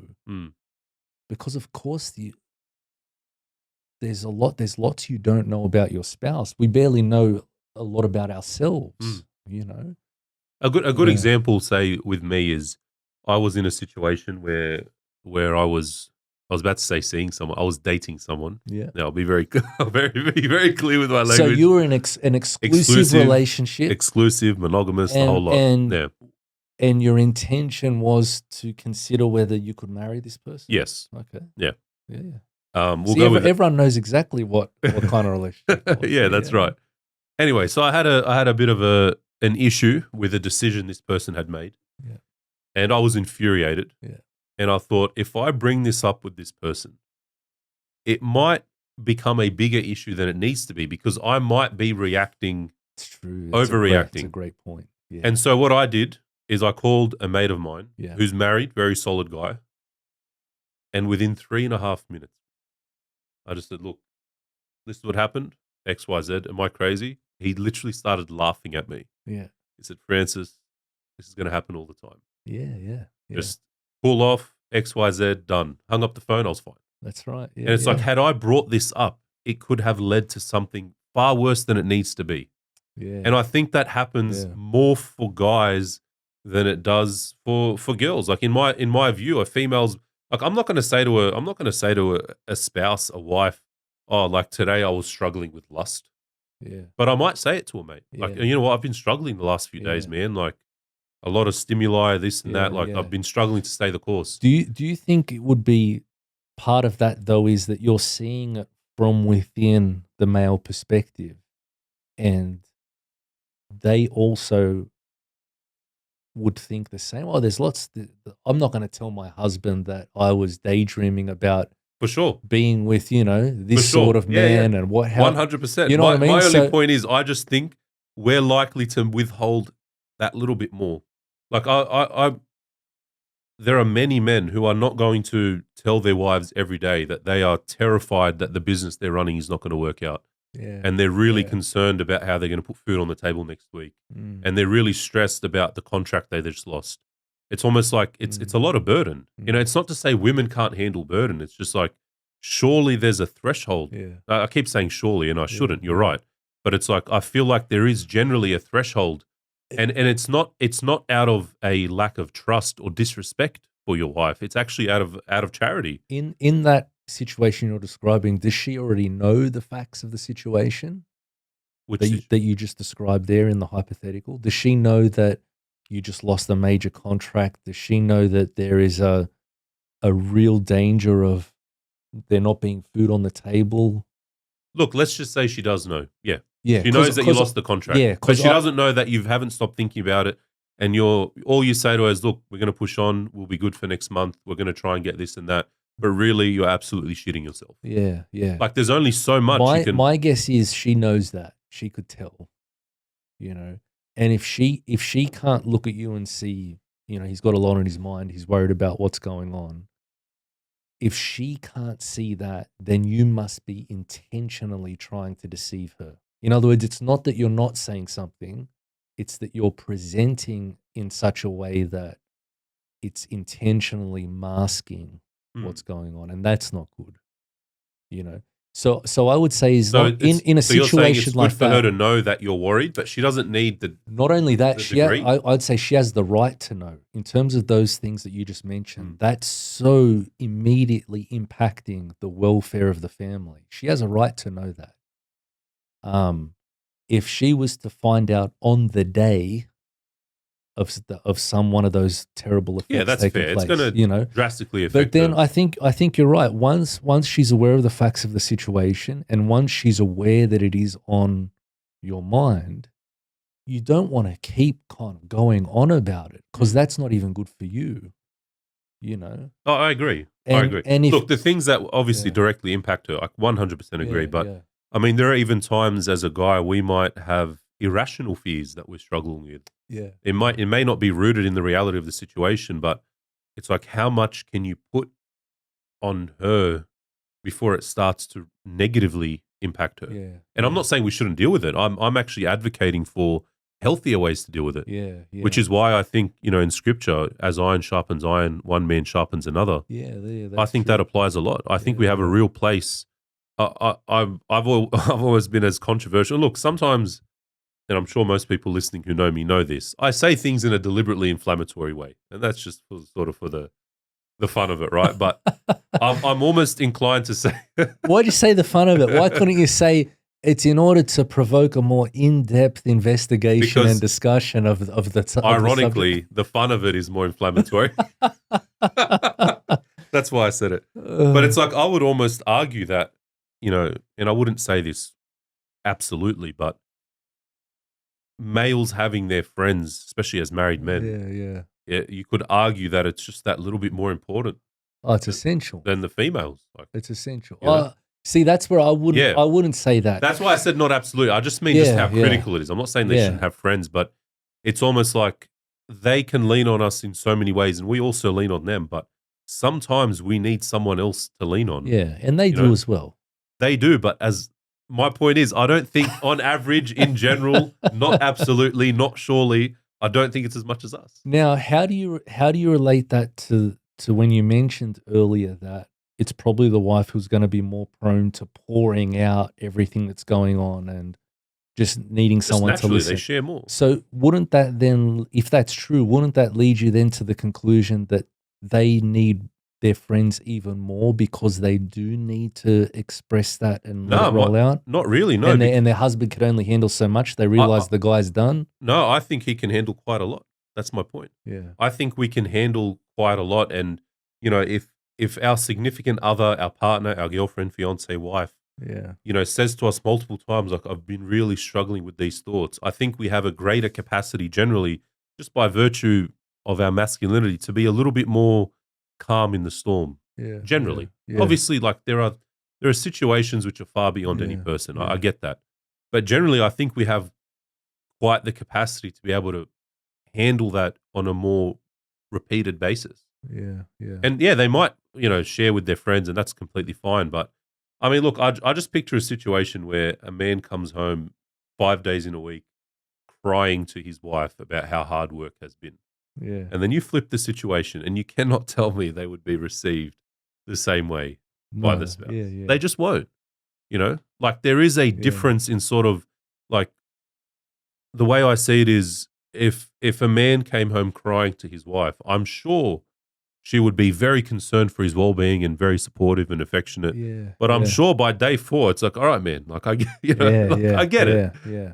Like this is sort of what you got to do. But I don't think most men would blink if she was crying 4 days in a work because 4 days in a row because she was So really what struggling do with you something. think the response is going to be? Your wife comes home for the 4th day in a row crying. She walks in the door bawling her eyes out.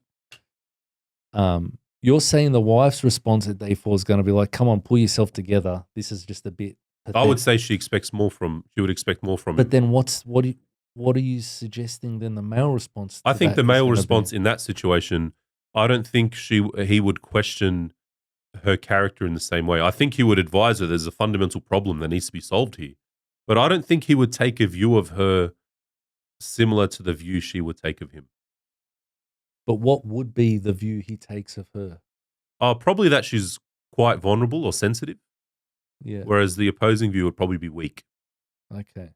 So you would say it would be a sign of a character flaw in the case of the man coming home crying for the 4th day in a row, but not necessarily a character flaw when the woman comes home for the 4th day in a row crying.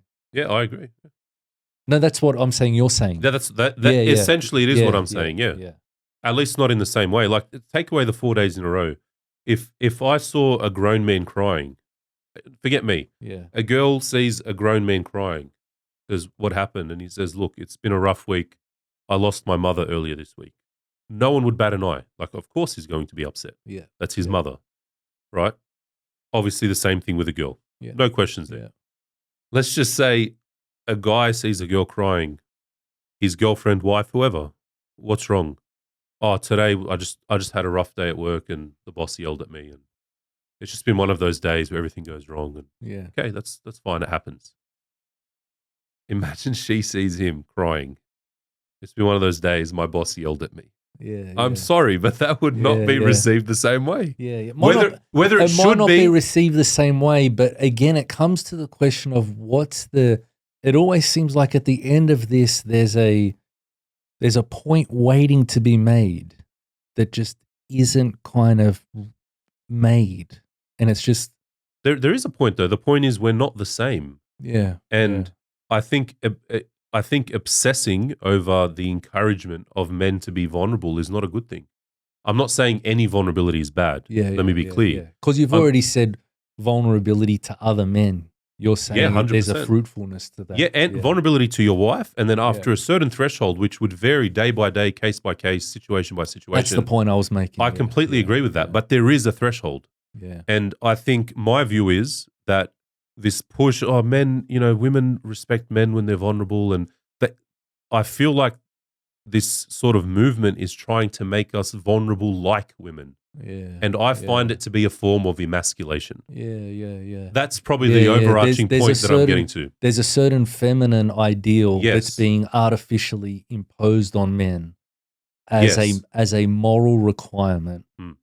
in such a way that if they fall short of that, then they're not healthy themselves. or Yeah, they're this not is good. unhealthy. This is barbaric. Yeah. This is I see some what that's you the mean. sort of Yeah. point. Like, I get it. It's a very nuanced. Every Yeah. situation is very different, and men and women, every couple is different, Yeah. and they might carry different emotional burdens. But What I would say to this is that the measure of the quality of your actions in all these situations is not whether you are masculine or feminine, right? So the quality of human actions is measured by our reason, it's measured by the divine law, natural law, things like that. There is a danger when we lean into descriptive differences between men and women, and then instead of just leaving it a descriptive difference, then subtly hint at moral distinctions about what should be done. So let me give you an example of what I mean by this. There are some things in life that the more you become self-conscious of doing them, the worse you do them. Okay, so say for example, That's interesting. Yeah. yeah. So I see where this is going. So say for example, you're preparing to give a speech or something, and you start becoming super self-aware of, oh my gosh, I'm going to speak in front of all these people. I'm going to, how do I look? How do I sound? Am I going to jumble my words? And all of a sudden that self-awareness inhibits the activity. And you might try and compensate for that. And then you stand up and people can see this is like a caricature of a speech. This person's exaggerating certain movements in a way that's unnatural, and it doesn't seem to be doing the job either. Think about another example is learning a skill, right? Part of the reason why when you first swing a golf club, you're not good at it is it feels foreign. And so you're very kind of self-conscious. Where's my hands? Where's my feet? Yeah. Am I It's looking not yet an down? autonomous Am I movement. looking up? Am I looking down? You know what I mean? Yeah. And so there's a sense in which becoming hyper-conscious about where your different body parts are supposed to be makes the whole thing awkward. When you get to be a better golfer, or pick whatever your analogy is, you actually spend less time thinking about that and just being and doing it. And part of the way professional sportsmen get thrown psychologically is something gets in their head and they start thinking again about something and they become too aware of it. How do I relate this to the question of the masculine and feminine? You're saying the more we start to define each characteristic and moralize it, people are going to think it like, or you become a caricature of the real thing. yeah. And so it actually ironically feeds, it actually to some extent buys into the foundations of the transgender movement, but as a way to try and draw a different conclusion. So say for example, if you are a man, it's just the fact that everything you do, you're doing as a man, whether you choose to do it as a man or not. Yeah. It's who you are. Like you kind of suggested, there's an interior experience as a man that we can't articulate because we've got no alternative to, we haven't experienced being other than a man. And so whether you laugh or cry or work or comfort or whatever it is you do, you're doing it as a man automatically. So therefore your goal shouldn't be trying to do it like a man. Your goal should be trying to do it well and trying to pursue virtue, courage, temperance, justice, prudence. When I pursue those qualities of human excellence, I will always be doing those as a man. But say I was to be like, no, Yeah. Christian, all that sounds pretty stock standard. I want to pursue and develop my masculinity. Well, then you start to become a caricature of a man. It's almost like you start doing all the kinds of things that it seems like a real man would do. But then masculinity seems to be a social gender construct, which is defined by what men should what be you doing. do and don't do. Yeah, I see what you're saying. So it's almost like instead of the frame of, stop crying every day because men don't cry every day, it should be like the crying every day, assuming it does, is causing perhaps harm, Is not well. is not good for Exactly you. right. And Exactly the best, right. like, what is the best thing for you to continue your pursuit of virtue, pursuit of That's truth right. and goodness, and wherever that leads you, that is the masculine man because you are a man. You can't be other than it. Yeah, that's actually, That's I've why, never considered yeah, that. that's before. why don't think to yourself, if you're crying every day, don't think to yourself, real men don't cry. Think to yourself, something's bloody wrong. Something's wrong. I need help. You And know in what the I mean? process of fixing that, that's when I'll Exactly right. actually become a man Well, in you the sense of what I've imagined it to be. Like, because obviously people conceptualize it, right? People yeah. conceptualize it. You're saying instead of saying, "Oh, I should," let me rephrase. Instead of saying I should stop crying because real men don't cry, it should be I should stop crying every day because this isn't good for me. Something's wrong, perhaps. Something's wrong. That's right. You got to And get in to the the bottom of process it. of fixing that, wherever I end up, that is me as a masculine man. What's the alternative? Yeah, what's the alternative? Yeah. What's the alternative? Honest, you know what, And if Christian? someone says there is an alternative, that's transgenderism. Yeah. You have bought into transgender ideology because you're waiting for someone to then turn around and say, you know what, Francis? I'm crying every day. Real men don't cry. I mustn't be a man. If I was a man, why am I crying all day? Yeah. Well, where the hell did you get that stupid idea from? Well, they're all feeding into each other. Yeah. You know, the reality is you can't be other than a man. So instead of trying to be a man, just try to be good. Try to grow in virtue. And it will perfect whatever those masculine temperaments and traits and dispositions are. Yeah. Let me give you a good example of this. Not a lot of people pay attention to this. So in Genesis 3, you've got the temptation of Adam and Eve in the garden, right? And the tempter brings them to a place where they basically think unless they disobey God's commandment, they can't be wise and they can't be like God. Because if you eat from the tree, you will be like him, God. Yeah. right? We were already told in the previous chapter that men and women were made in the likeness of God. So he's selling them something they've already got.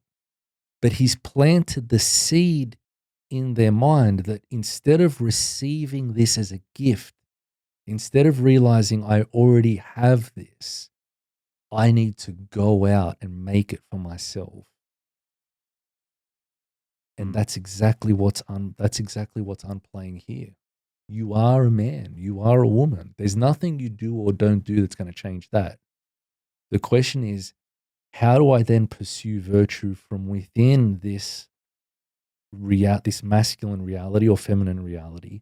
And in doing that, in becoming a better person, I will by default be a better man or a better woman. The alternative is absurd. You know, I've spoken on, like, I've had many conversations on sort of these issues, and whether it be about this specific question or just men and women in general.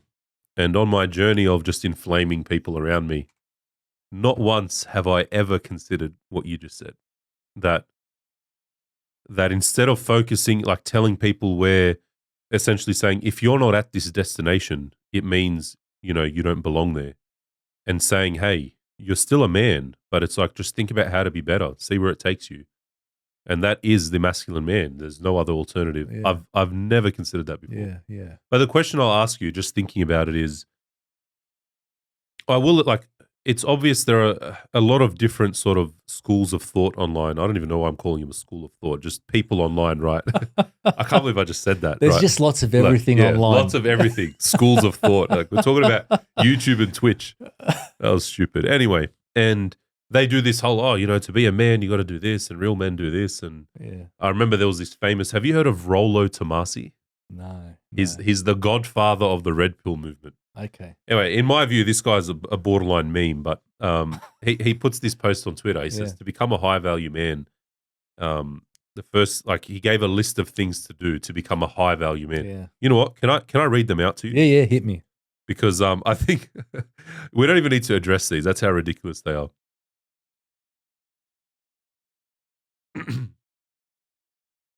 Here it is. The quickest path to becoming a high value man by Rollo Tomasi. 1, do not get married.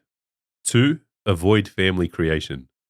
3, avoid family creation. Does he mean by that don't have kids? Is that what that means? Yeah, avoid having a family. Yeah.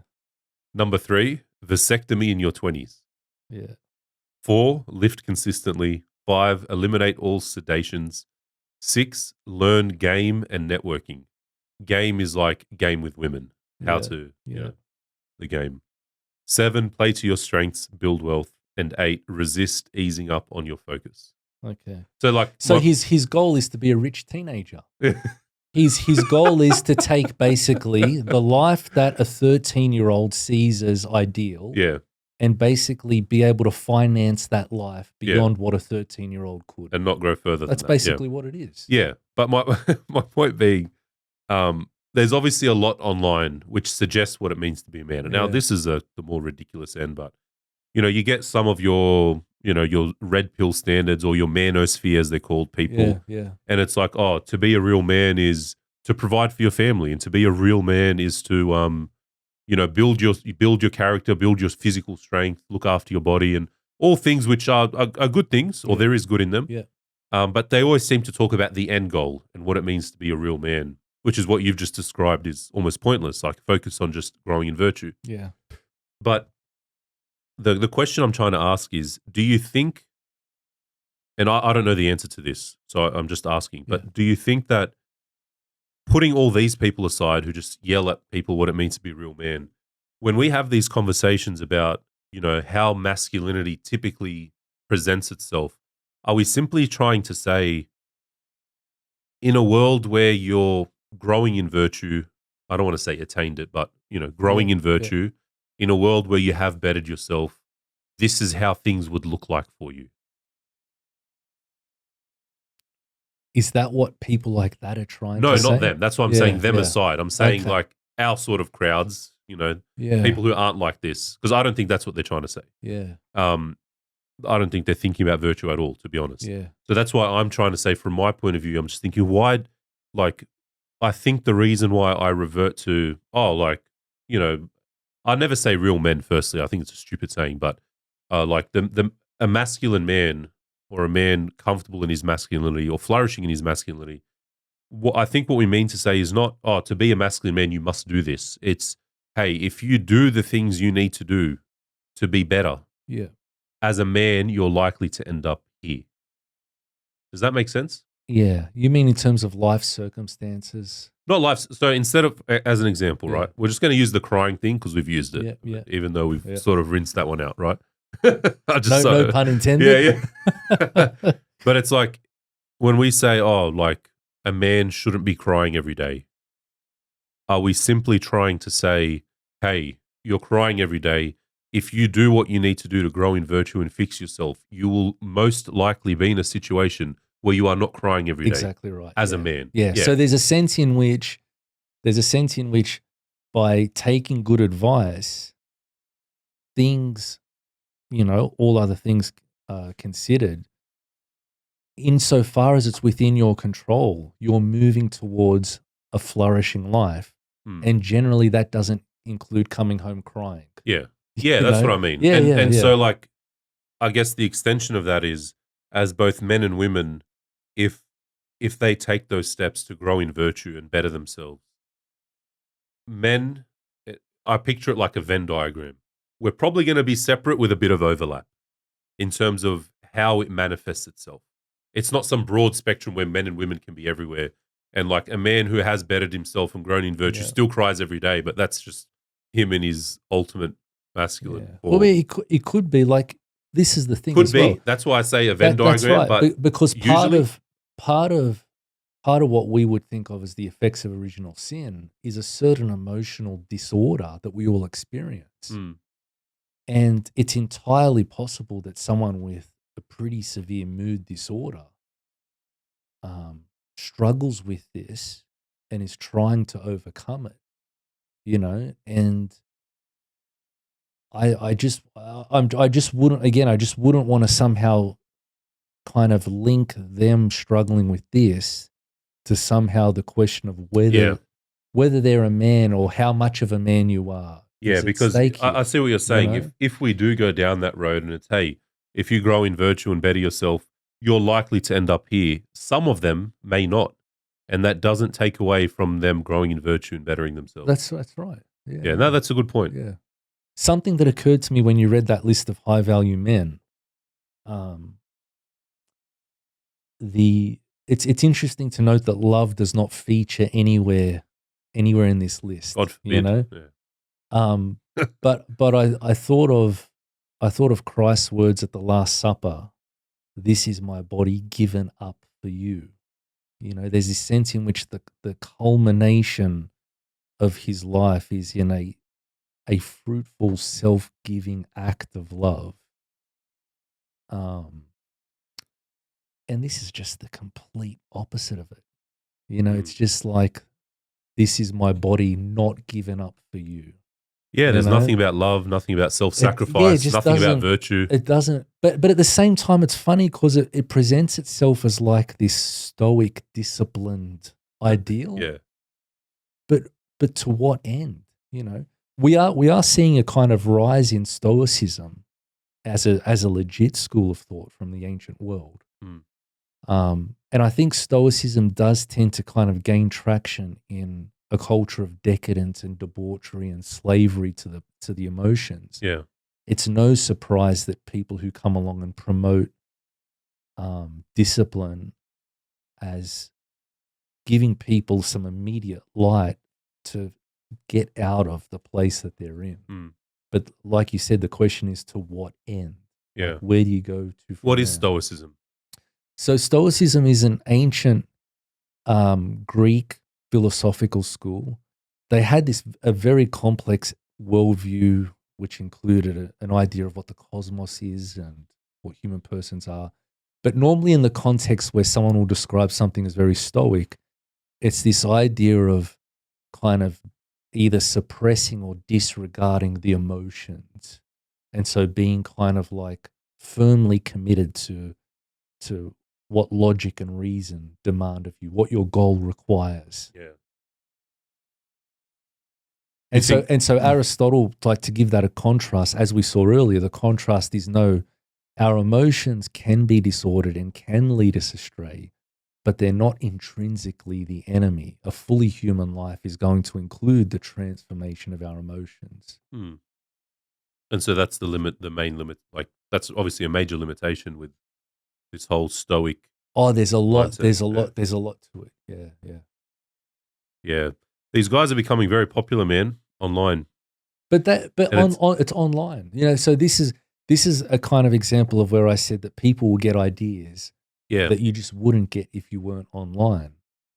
But when you're talking to an audience enslaved to physical pleasures, who are not living a life that resembles anything of intentionality, this looks like a step forward, you know, from where they are. Yeah.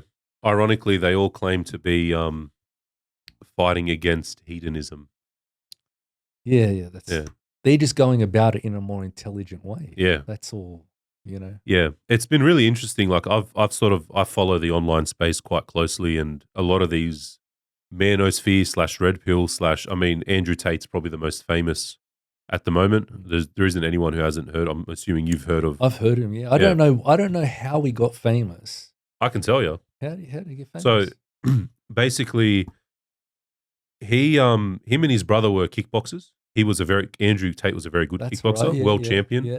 Wasn't enough to be famous, alone. They were still broke. Kickboxing doesn't really pay a lot of money.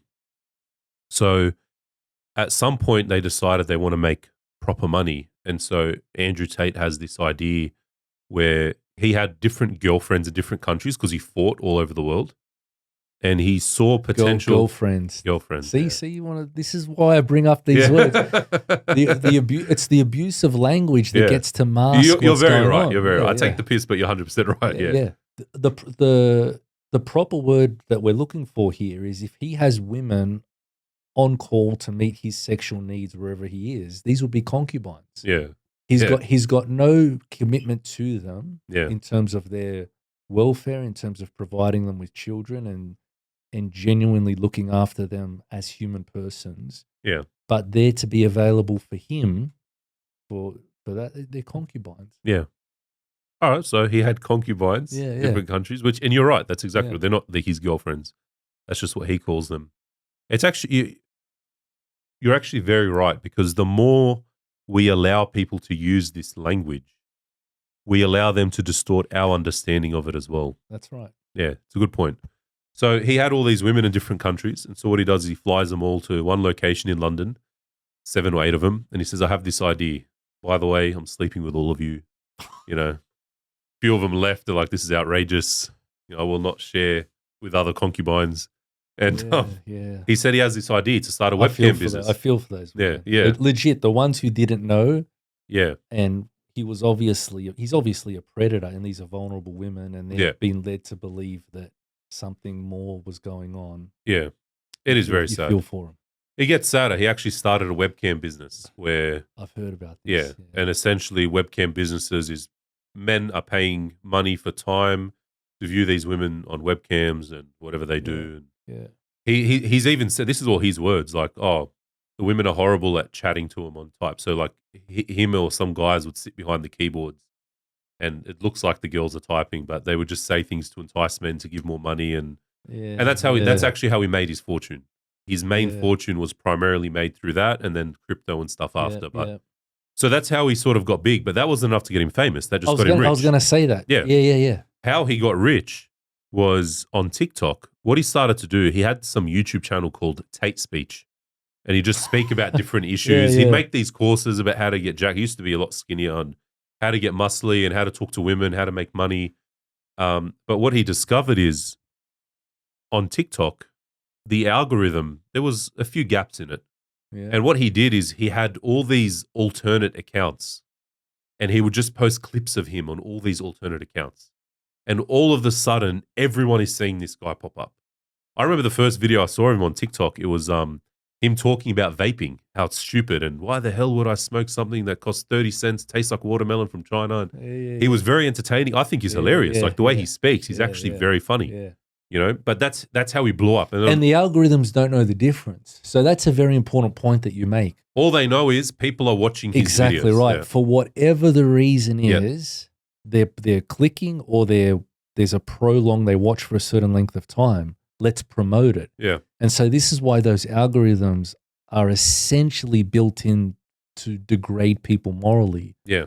Because there's no discernment about the quality and the reasons for why someone's lingering there, you know. So even if you don't click on it. I would almost disagree. There is a discernment, but not for the right reason. Yeah. Because there is certain content that gets put to the side, despite how popular it may be. And usually it's I see what you mean. Conservative or Christian content. That's right. It's a fact. I've never had, so there's been stuff that I've flagged for community standards violations on Facebook and stuff like that, where it's just like, this is too much. Yeah. You know what I mean? Like you get used to the general level of rubbish and you're like, this is just shocking. This can't be right. Never once have they told me, this was taken down. It was like, no. They have their own standards. It's horrible. Yeah. Look, we had a church. I was part of a church ministry. We did faith formation and stuff, a committee. And we started a TikTok page, right?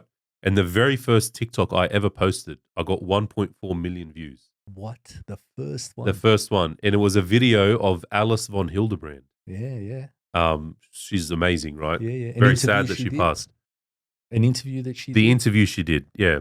It was an interview she did about her book, Man and Women, A Divine Eric Invention. Metaxas? Yes. Yeah. The guy that's always cracking jokes and she wasn't having a bar of it. Yeah, he's just hitting him. He's just hitting him. And she just like is amazing. Oh, man, he cracked a joke at the start of that interview where she asked him something like, you know, are you a man? Or something like that. Yeah, that's right. And he goes, cut the camera. Yeah. The way he'd done it was brilliant. Yeah, they had a great dynamic as well. Yeah, so you share a clip from that. From that interview where she says, essentially she's saying like when the semen fertilizes the egg, and a funny story there, she doesn't say fertilizes, she says fecundates. And I'm doing the captions for this video, and it took me 30 minutes. What the hell is she saying? What the heck is fecundates? I'm like, I can't make it out, right? And I'm Googling all these words. I'm like, that can't be right. And then it turns out fecundates is a word that means to fertilize. I'm like, man, she could have just said fertilize and help us out. So that part where she talks about when the semen fertilizes the egg, and essentially the moment that the soul is infused, you know, the hand of God touches the woman. And it's a dignity that women experience that men will never experience. Beautiful video, right? Yeah. So I made a video of that with the whole music and captions, and 1.4 million views. It blew up. right? And then the next video I post, it was I think the next or the third one, it was a debate between Barack Obama and Alan Keyes. This is when they were running for Senate Okay, yeah, ages yeah, ago. yeah. They were I don't know debating, this one. they were Yeah, talking about gay marriage. yeah, And Alan Keyes absolutely nails the explanation as to, gay marriage and whatnot. And when I put up that video, it was growing at a far greater rate than the original 1.4 million. wow. It was like it reached. So the algorithm's on your side now. It's Well, it was sending blowing it out up, there. Yeah, but then yeah, it gets yeah. to like 330,000, and then it just drops like sharp, deep drop, and it stops at 350 or 360. Literally after a couple of days, it was growing Yeah. faster than the original one. But the video, did they tell you it's taken no, down? they don't take it down. It's So called a shadow ban. Yeah, That's okay. Yeah, and they'll yeah, deny it, of course, but it's bullshit. Like yeah, because the way like usually a popular video tapers off in views, it doesn't yeah. That's drop. right. It's That's like right. they literally removed it. They can see it's going viral. Yeah. Yeah, yeah. I read a book by one of the original workers at YouTube. I can't remember his.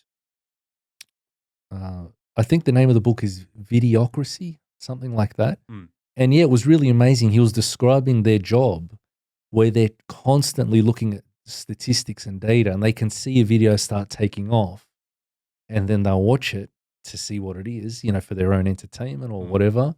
But yeah, someone sees it and then they just like, no, Pull the plug. happening. Yeah. Yeah. Well, that's how the algorithms work. And with Andrew Tate, what's he talking about? He's very entertaining. Yeah. People would watch his videos. He just, over 3 months, he was like the most known person on Yeah, TikTok. yeah, that's right. And so that's how he got famous. And then with fame comes more money and whatnot and whatever. Now, And if you promote yourself as being famous and wealthy, then it's kind of like you seem to be vindicated and justified by the proof is in the pudding. yeah. But like you said, the question of how did you get to be here and the quality of what you're saying. Yeah. And look, I almost, at the end of the day, there are a lot of young men who are looking for someone to look up to. Mm. And you can't blame them for that, And the best description and the way I would, if it's when someone says, what do you think about Andrew Tate? My answer is generally this. I agree with generally his diagnosis of the problem. Yeah. When he says, hey, the following are problems, I agree. I just can't agree with his solution. Yeah. Yeah. And I mean, I would love to speak to Andrew Tate. I would love that. Because I don't believe, I like to believe there's goodness in everyone. And I can't just go off online in my understanding of how someone got to where they got to. You know what I mean? Yeah. Yeah. And there's usually a bit more to it. Oh, there always is. There always is. There always, yeah. And it is fascinating because I feel like over time he's become less and less, and he doesn't talk about all the cam stuff anymore, and he hasn't renounced it as far as I know. Yeah. But he does seem to be acknowledging, hey, like I've got a position in the world where I have to be a little bit more careful about what I say. Yeah. Which I think is a good thing. Yeah. Yeah. But overall, all these kids are like, oh, we need someone. You've got this guy saying, hey, listen, if your life isn't going well, it's your fault. Like, take accountability, wake up early, work hard, start a business, commit, be productive, go to the gym, work on yourself. All good messages in some way or another, Yeah. And hey, look at me. Look at my Bugatti. What color's yours? Like, you don't have, And he does it when he's hilarious at the same time and very well spoken, very intelligent. Yeah. And so you almost can't blame people for looking to him in that way. But yeah, that's just always been my take. Like, yeah, I think the diagnosis, I do think there's a deep-rooted attack on masculinity. I believe that. Yeah. You can see it in the world today. Yeah. But I don't think the solution is in things that are so external. Yeah. Never do any of these guys mention virtue. Ever. Yeah. But that said, like, again, you do see changes over time with some of them, and you wonder where they're headed. Like, I've heard Andrew Tate say, like, that guy who's a garbage man who wakes up every day, works hard to provide for his family. Yeah. He's just like me and anyone else. Like, he has those moments where it's See, like, he okay. would probably get messages from those people saying that, So you'd imagine that when he kind of talks about how wealthy he is and whatnot, someone's messaging him saying, I bust my ass every day. I do this and that. And his own conscience would prick him to realize Yeah. that, And look, maybe it's a very subtle, dip in the virtue bowl. Like, hey, there's more to it, but Yeah. it's in my view, it's not enough. yeah, It's yeah, not enough. I think people need more than that, because what tends to happen, and it goes back to what you said, if we say, hey, a real man has a lot of money and can lift a lot of weight yeah, and he's very yeah. strong and can pick up any girl he wants, it's like, wait, I still don't have money, nor am I that strong. That's right. That's And right. what does that mean about Yeah, me? yeah, yeah, yeah. And there's no difference between that and what we were talking about before. It's just we're talking about different characteristics, Yeah, really. yeah, yeah. And I would say as well, in terms of the attack on masculinity, we've also got to ask ourselves how much of this is self-inflicted by people whose fathers have contributed to this, whose husbands have contributed to this. Yeah. And so there's a sense in which there's a wound there that people are trying to cope with, that for them wasn't immediately introduced by theorists and ideologues, but through the men in their own life, and the choices they made, So there's a sense in which it was kind of self-destructive. Yeah. Um, What do you think men, fathers and husbands, how do you think they may have contributed to the situation we're in now in regards to masculinity? well, you just got to look at the rates of fatherlessness for whatever reason. The You know, presence first and foremost? Presence, Yeah. and so there's a sense in which people are responding to experiences they've had of the men in their life, and like I said, they kind of think, well, if that's what being a man is, either I'm going to try and act like that to get my own. C.S. Lewis described feminism that way. He said, feminism is the movement that insists that unless women are more like men, they won't be worth anything. Yeah. So some people will respond to that wound by trying to then take on the characteristics of the one wounded them as a way of justice and them being able to do what they want. But others will then kind of just retreat entirely from it and think we don't need them.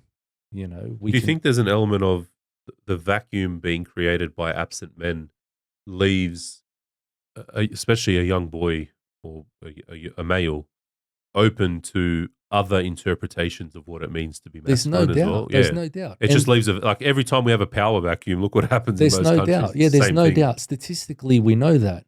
But the important point then, to link this to what we said earlier, the interpretations of masculinity that they then get is not from the men living life next to them, seeing it in all of its kind of ups and downs and fleshiness, but abstractions on 30-second clips.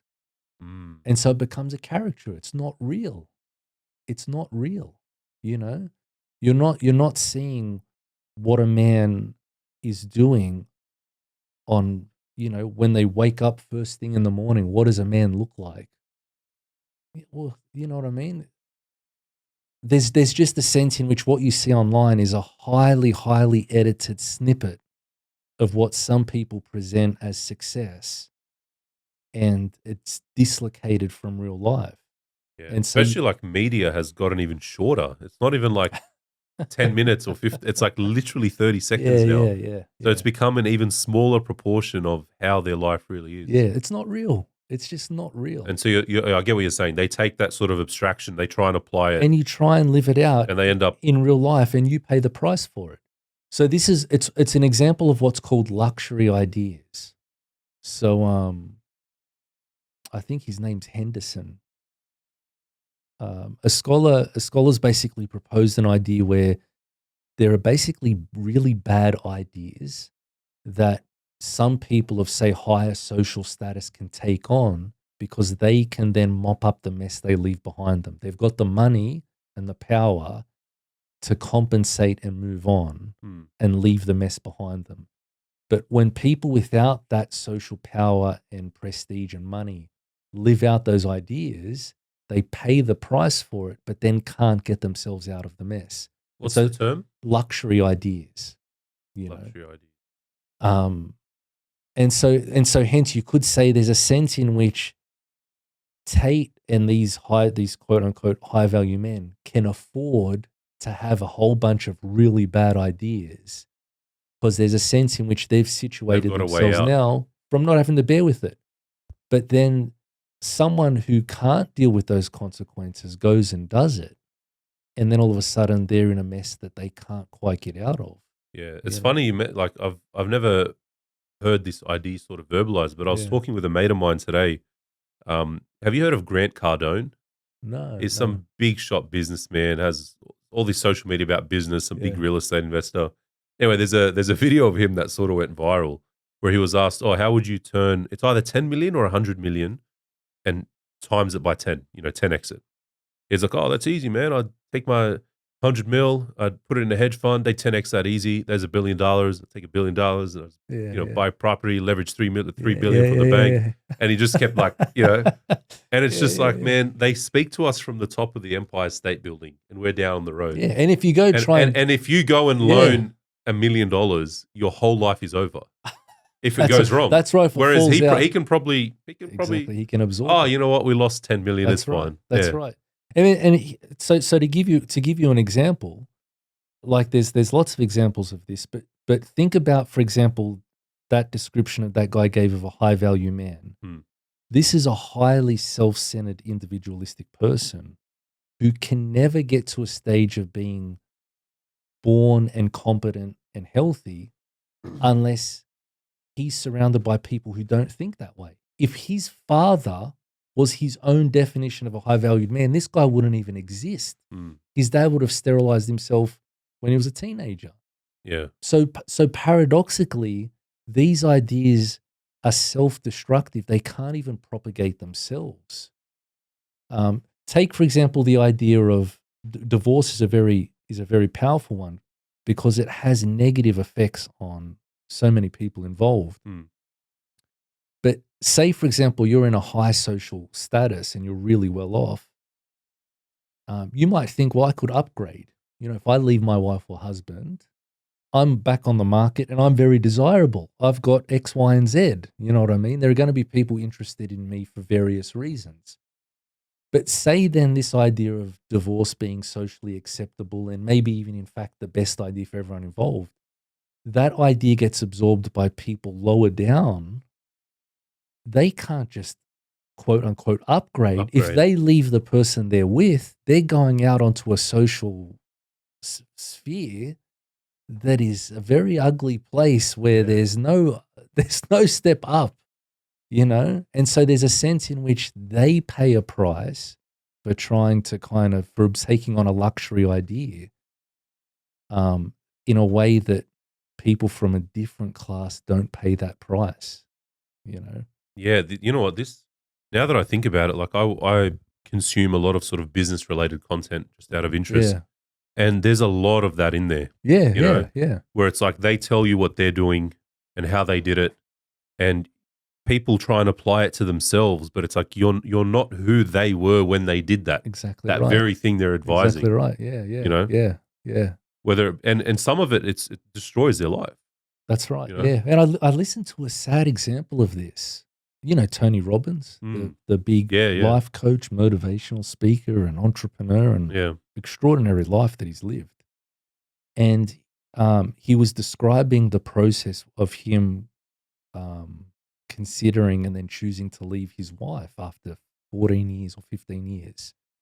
And he spoke about how hard it was because he was raising her children from a previous relationship. And so he was 39 at the time, And he gives all these reasons for why he did it. A lot of them about him not feeling fulfilled and not feeling like he's reaching his full capacity. And he describes then after making the call, I think the son was 13 or 14 years old. He sensed some distance opening up between him and his son. And he's acting like he was shocked about this, and he said, I decided that I was going to kind of do something about this. And, I sat down with him and I'm thinking he's going to try and provide some consolation to the boy who's just had his father walk out on him. And instead, Tony Robbins proceeds to talk about how he explains to the 13-year-old that he, Tony Robbins, has feelings too. And how he needs to think more about what it's like for him. And, I need you to be there for me. This is Tony Robbins talking to a 13-year-old boy. And then he spoke about how he was back on the market and basically he was, interest was coming from everywhere. The guy's a multi-million, you know what I mean? So pretty much a billionaire. But then he's presenting this in the context of talking to people who's everyday people as if that's going to be them. Mm. And it's like, they're not Tony Robbins. And it's not clear as well that in this case you should be aspiring to be. Yeah, I Tony mean, the Robbins. first thing is he probably shouldn't have done it in the first place. But secondly, don't look at that and think if you take the same action, you're going to have the same result. Yeah. Because you think his result was desirable. Yeah.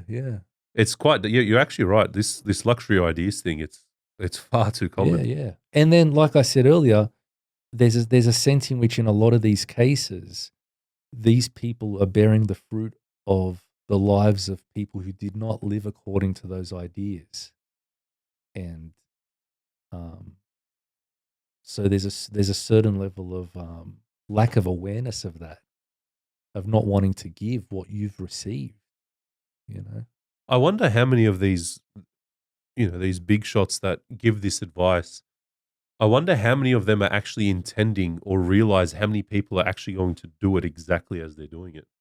Yeah. Maybe I'm trying to be optimistic, but I'd like to think that they don't always intend. Maybe Tony Robbins seems like he intends quite a bit, but yeah. like I'll give you another example. There's this, I think Alex Hormozy talks about how he's a big time business guy on YouTube. And he says how he doesn't go home for the holidays. He's like, I don't want to go home. Like he doesn't have the sort of relationship with his family that makes him want to go home. Yeah. As an example. Yeah. And it just makes me think like, don't decide not to go home for the holidays just because Alex Hormozy doesn't. Yeah, that's because right. you might not be in the same he situation. doesn't. This is legit. Yeah. Like it can apply to quite a few things. Yeah. Instead of just trying to live out someone else's life. Yeah, man, it's similar to I guess it's pretty close to the example of the crying. It's like, okay, well, if it's not a place that you want to be, it's a sign that something needs to change. You got to work on this, for the sake of everyone involved, and not just kind of exit yourself and stay out. Yeah, and don't just simply stop crying, because that's Yeah. probably not going to work either. Yeah. Just make sure no tears leave my eyes. Like I think it's Yeah. introspection is quite rare. I think Yeah. like actually being able to look at yourself. The analogy a priest once gave me is like you take any white, like that wall there, which is white, and it probably looks like it's quite clean and no specks on it. But if you grab a torch and you go right up to it, you're probably going to see some stuff on there. And sometimes you sort of need to do that. And not worry about other people's walls. Just, worry about your own. Because it's probably very different. Because if the guy next door is installing insulation, you might not need it. Like everyone sort of needs to do different things to the home, or in this case, internally. Instead of trying to copy. But you can't help. That's right. Instead of trying to copy and replicate, but also you can't help but have a sense of the goal or the ideal you're trying to move towards. And so you really want to make sure that's a genuine, true, good ideal, not a false one. Otherwise, you could spend years of your life trying to attain it, only to discover when you get there that it was the wrong I barked up the wrong tree. Yeah. Jordan Peterson has that clip where he was talking about the value of family life and children. And he was talking to it was a journalist, and she said to him, "Oh, well, I don't have children. I'm a very successful person, and I don't." That was the GQ interview. Is it? Yeah. And then she was quite like, she was a bit of a bulldog. A bit, yeah. She was taking him on a bit. And then he just said something like, "Oh, life can get pretty lonely when you're 50." Yeah, 55. yeah. And you could That's right. see in her eyes this kind of this sense in which the penny dropped for a second It was in that of moment she knew.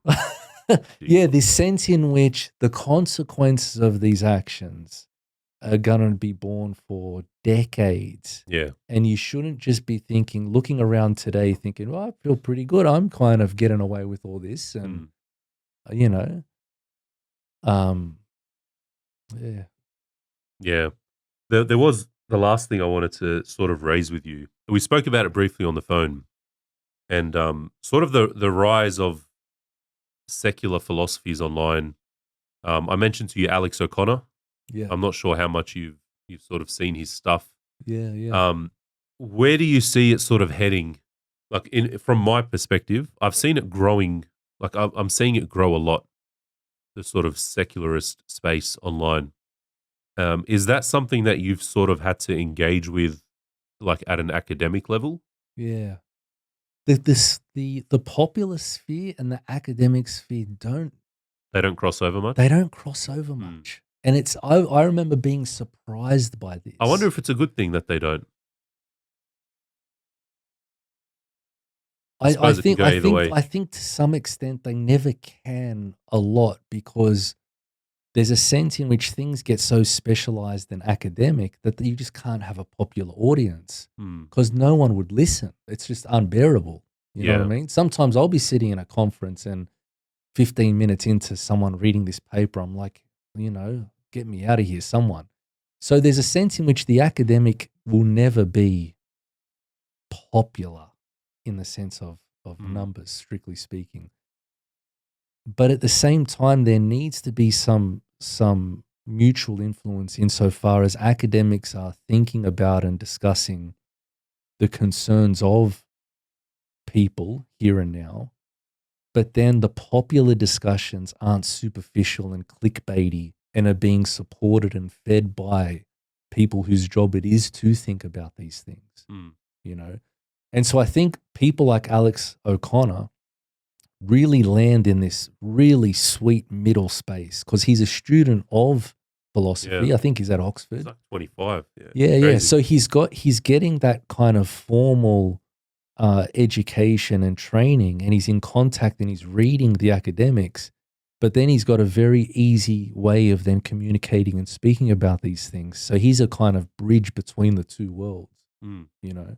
That's actually a really good description of him. I He really I does I lie in the I middle. think I think overall long form podcasts um, and the ability to flesh these ideas out for people to interview the way he does and others, the net benefit is massive.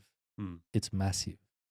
And if you have any sense in which the truth will prevail and it has its own intrinsic value and worth and it's reasonable and errors can be exposed, then there's a sense in which now that people are having the opportunity to unfold their position more and they can come into contact with um, the best or clearest presenters on topics from around the world, Hmm. then it's a good thing. It's a good thing. Yeah, I think so. I think for my view has always been, regardless of the ideas being put forth, um, engagement with those ideas is a net positive, especially in a long form setting.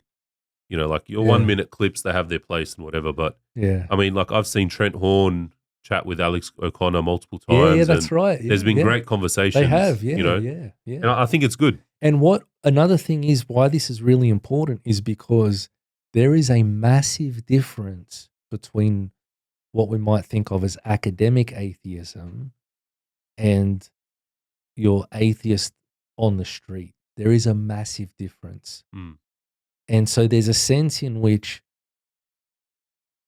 for many people, realizing that what they think are good reasons not to believe in God, those actually are not good reasons at all.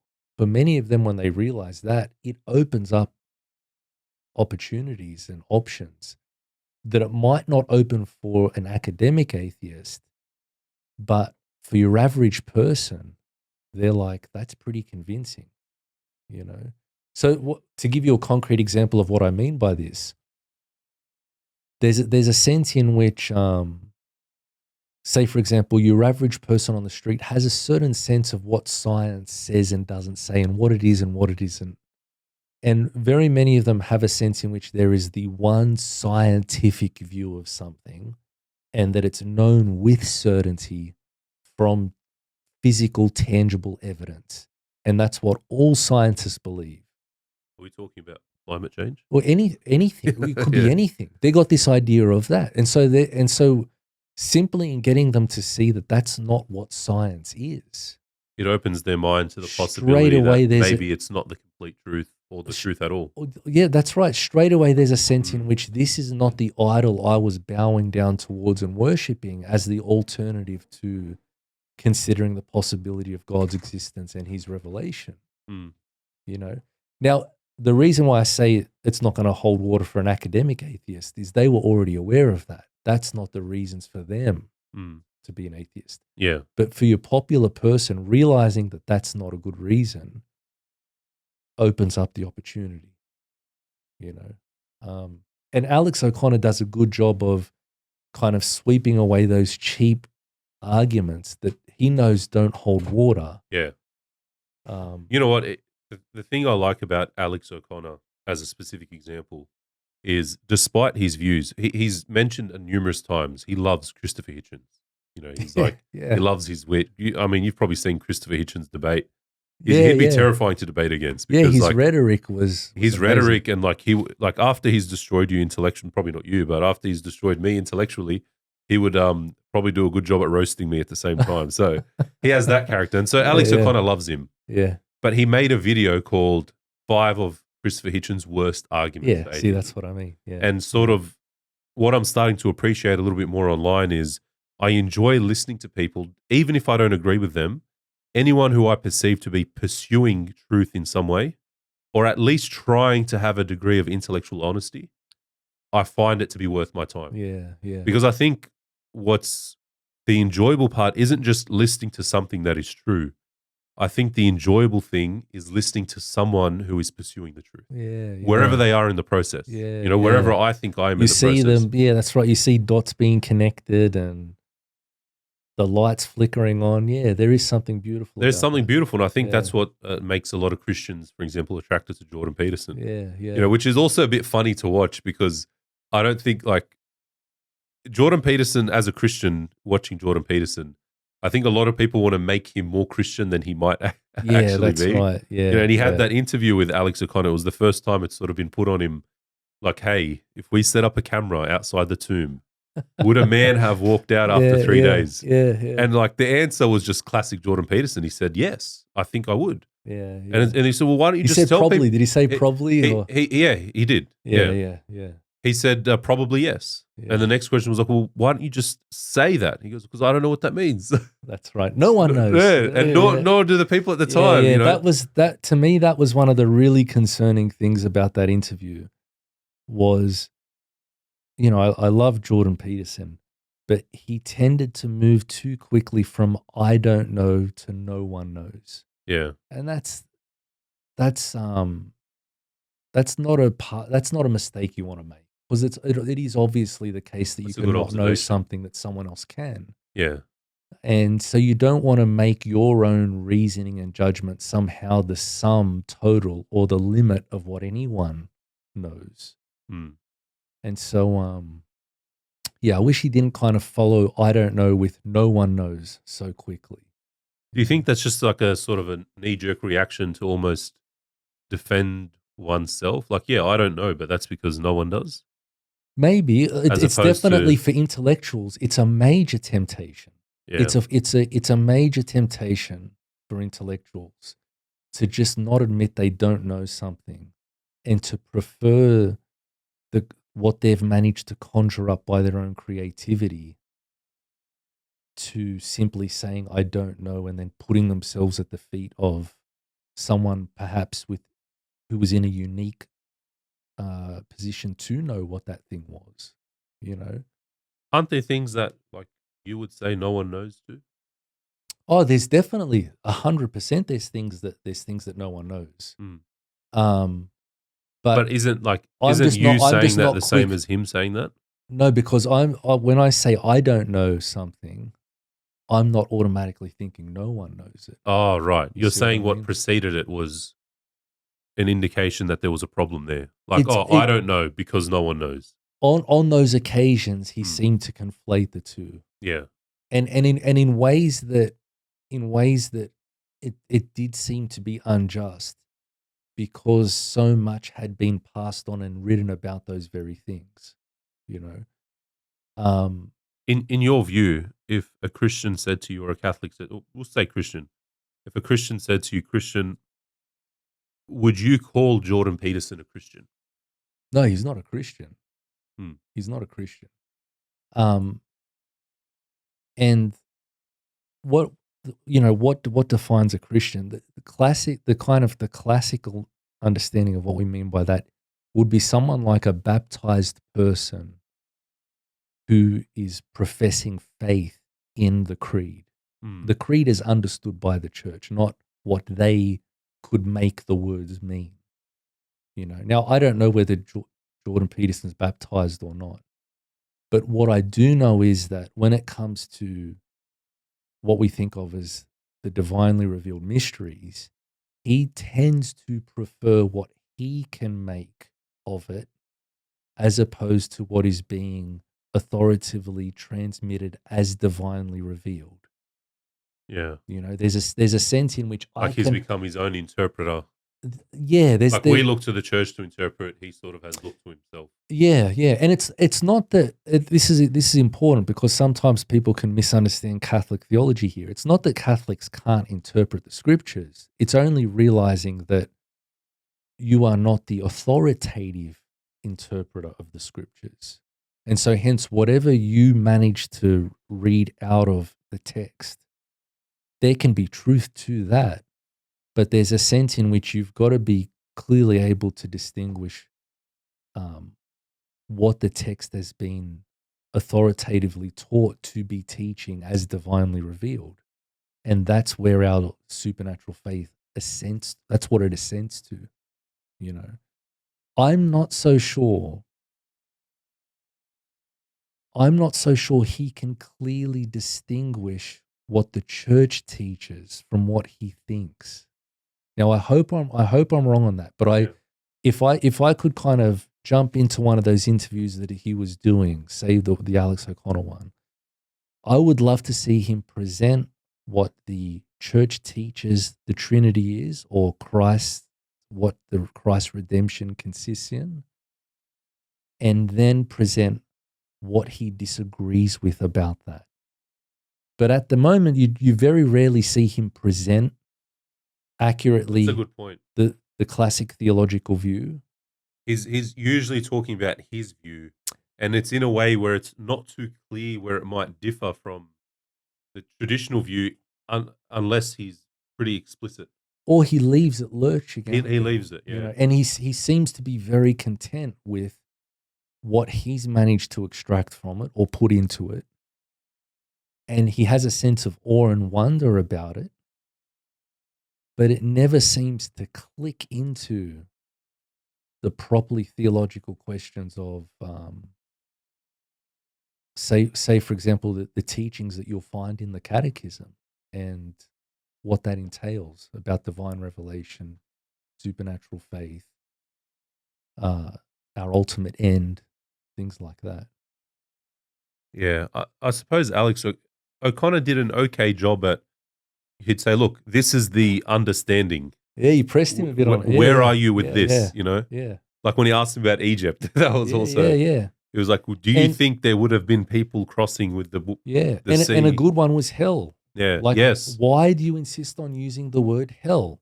Okay, you're going to use it to mean what you want it to mean, Yeah. but you need to realize When someone asks you about it and they're Christian, they're not referring that's to right. is there evil on earth or bad things That's right. happening. And they're not trying to set you up and impose something on you. The very basic foundation of being able to ask questions and have a conversation is we've attained some shared meaning of the terms we're using. And now what you can do is, for the sake of the conversation, you can say, okay, when I use the word hell, this is what I mean. And when I use this word, let's let this symbolize what you mean. And then you can have a proper agreement or disagreement. Yeah. But Which should have happened on MatFrad. yeah, but if you're going to kind of say, no, well, the word's going to mean what it means for me in a network of beliefs that I'm the author of, then it's no wonder he's getting frustrated when people ask questions. But to some extent, he's setting them up to fail because his use of language is so idiosyncratic. It's so individualized to him. Yeah, it's just What he's does he talking want from a people to do? completely different frame. Yeah. Not just a completely different frame, a frame where often people don't even know, like can't predict what it's going to be because he is literally producing it. Yeah. Yeah, it has been a problem for years. I mean, the guy's been asked, do you believe in God? And the time he was actually asked, do you believe in God on Q&A? Yeah. And the guy who sent, he's actually a seminarian, a mate of mine. He Yeah. sent the video, do you believe in God? And he gave like an answer. And the next day he had a lecture. He's like, oh, yesterday I He was asked, do fleshed you it believe? out. Yeah. I can't stand it when people ask me, Yeah. like, what does that mean? But he's Yeah. talking about something completely different. Yeah, that's like, right. And you can do that. This is Yeah. the thing. but you just have to be clear. Well, you can do that, but then you would then realize that I then need to come back and answer the question that the person asked. Yeah. So say, for example, if I'm going to take God to mean a certain thing different to what I can anticipate my questioner asking, I might kind of give a little bit of an unpacking of what I mean when I use the word God. But if insofar as I realize that's not what the questioner thinks by God, I still need to address that. Yeah. You know? Yeah. So like if a Christian says to Jordan Peterson, do you believe in hell? He might be like, look, I believe that hell is the complete absence of the highest moral order, whatever it is. How can you not believe in hell? How can you Read the not believe? newspaper. Yeah. But Yeah. I'm guessing you're talking about that physical place where the soul goes and Yeah. your body will eventually go physically in the flesh That's right. and for all eternity be separated from God. Either yes or no. Like, do you And believe then in that's that? when he'd play the no one knows card, you see? And so that's a sign Does that that make him like what, agnostic? Like, kind of, yeah. Yeah. No, that is a good point. There's a certain kind of agnosticism there that he's committed to. But it definitely shows you that this is not someone who is making the intellectual submission to what's being divinely revealed. Because if he was, you couldn't say no one knows. You could say that Christ has revealed this is the situation, you know. But if you put yourself in the position of judging and standing over the words of Christ and only receiving what you can fit into a framework you've created, of course you're going to kind of conveniently leave things out. yeah. I mean, yeah, it's your framework. It's your framework. And every time people tried to do this to Jesus, it inevitably blew up in their face. So in the Gospels, you've got lots of situations of people putting Jesus in an either-or situation. And he explodes their presuppositions because he's here to introduce the framework that all things are to be seen through. That's why you can't fit him into your framework, you know. So in that interview, they also mentioned, Nestorianism a number of times and the understanding of who Christ was and Gnosticism as well. or not Nestorianism. Gnosticism? Gnosticism. Yeah. The Gnostics. I was thinking of someone else. Yeah. So he mentioned the Gnostics and the claim that O'Connor makes, which I don't know the history that well. He says that the understanding of Christ's death and resurrection was a spiritual one, not a bodily one, for a long time. I'm not sure what time frame he gave. And that was the understanding of the Gnostics, correct? Yeah. So before I ask you, like, can you just give us a short explanation what the Gnostics are? So Gnosticism is a movement that existed in the time of the early church, but it's always kind of popped up in various forms or another. It comes from the word gnosis, which means knowledge. And so it basically tries to reinterpret the gospel so that somehow there is a secret knowledge to be attained that is separate from the teachings and work of the institutional church, which is seen as the evil shadow which is hiding or obstructing the true gospel. Mm. And this secret knowledge, to have this secret knowledge is to attain salvation, which is understood in entirely spiritual or internal senses. So basically, it's about the physical world either being left behind as the source of evil, as a mess. And so salvation somehow encompasses simply entering into the realm of ideals or the realm of the spirit. And it's attained by knowing a secret knowledge. And how did are they the ones that used to commit suicide because They were that's known right. to commit suicide because the body was Yeah, like the material world yeah. is evil, Well, and to what free you the can spirit? say is think about what that guy listed as high value men. Rule number one: sterilize yourself. Don't have a family. There's some hidden Gnostic senses here. There's a sense in which somehow that, in one sense, he worships the body as the source of pleasure, but in another sense, he hates it. He wants to escape the implications of being a physical being so that he can just have these pleasurable states of consciousness, you know? Mm. Um, And so, how did these people interpret or understand or claim to understand the death and resurrection of yeah, Christ? so this is why Alex O'Connor brings it up, because for them to be spiritual is always to be not physical, to be leaving the physical behind. Mm. So the idea of Christ's resurrection being him taking on a physical body again, that's like going backwards. Yeah. You know what I mean? So think of it from, say, like an Eastern mystic perspective where someone thinks of reincarnation. And so you come back into the body because you haven't completed your journey, but the goal is to be freed from the body. The idea of the resurrection doesn't make sense because it would seem like Christ is being imprisoned again in this physical world. So they need to reinterpret the mysteries of Christianity, in this case, Christ's resurrection, so that really it just symbolizes some kind of spiritual breakthrough that you have.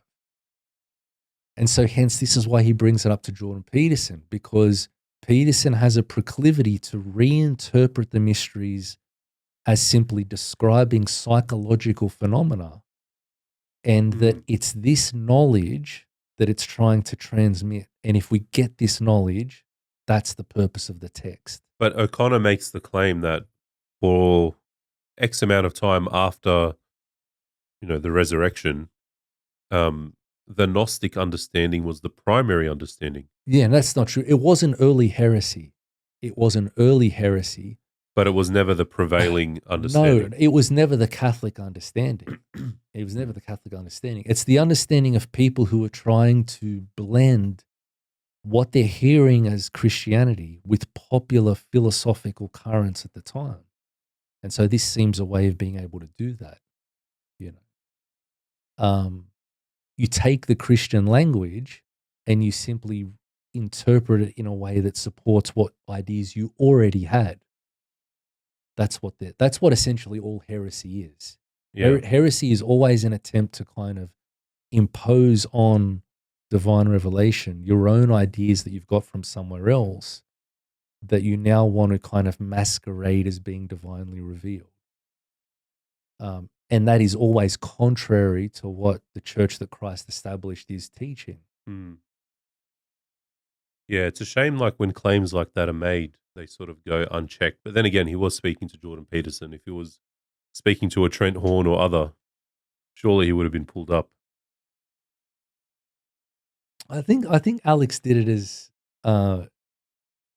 Oh, you mean the claim about the mainstream? Yeah, the claim that it was sort of prevailing. Like Yeah. he sort of gave this impression that the understanding of a physical death and resurrection came much later, as if it Yeah. was something new. And that was the first I'd heard that it had came later, and I didn't really Yeah.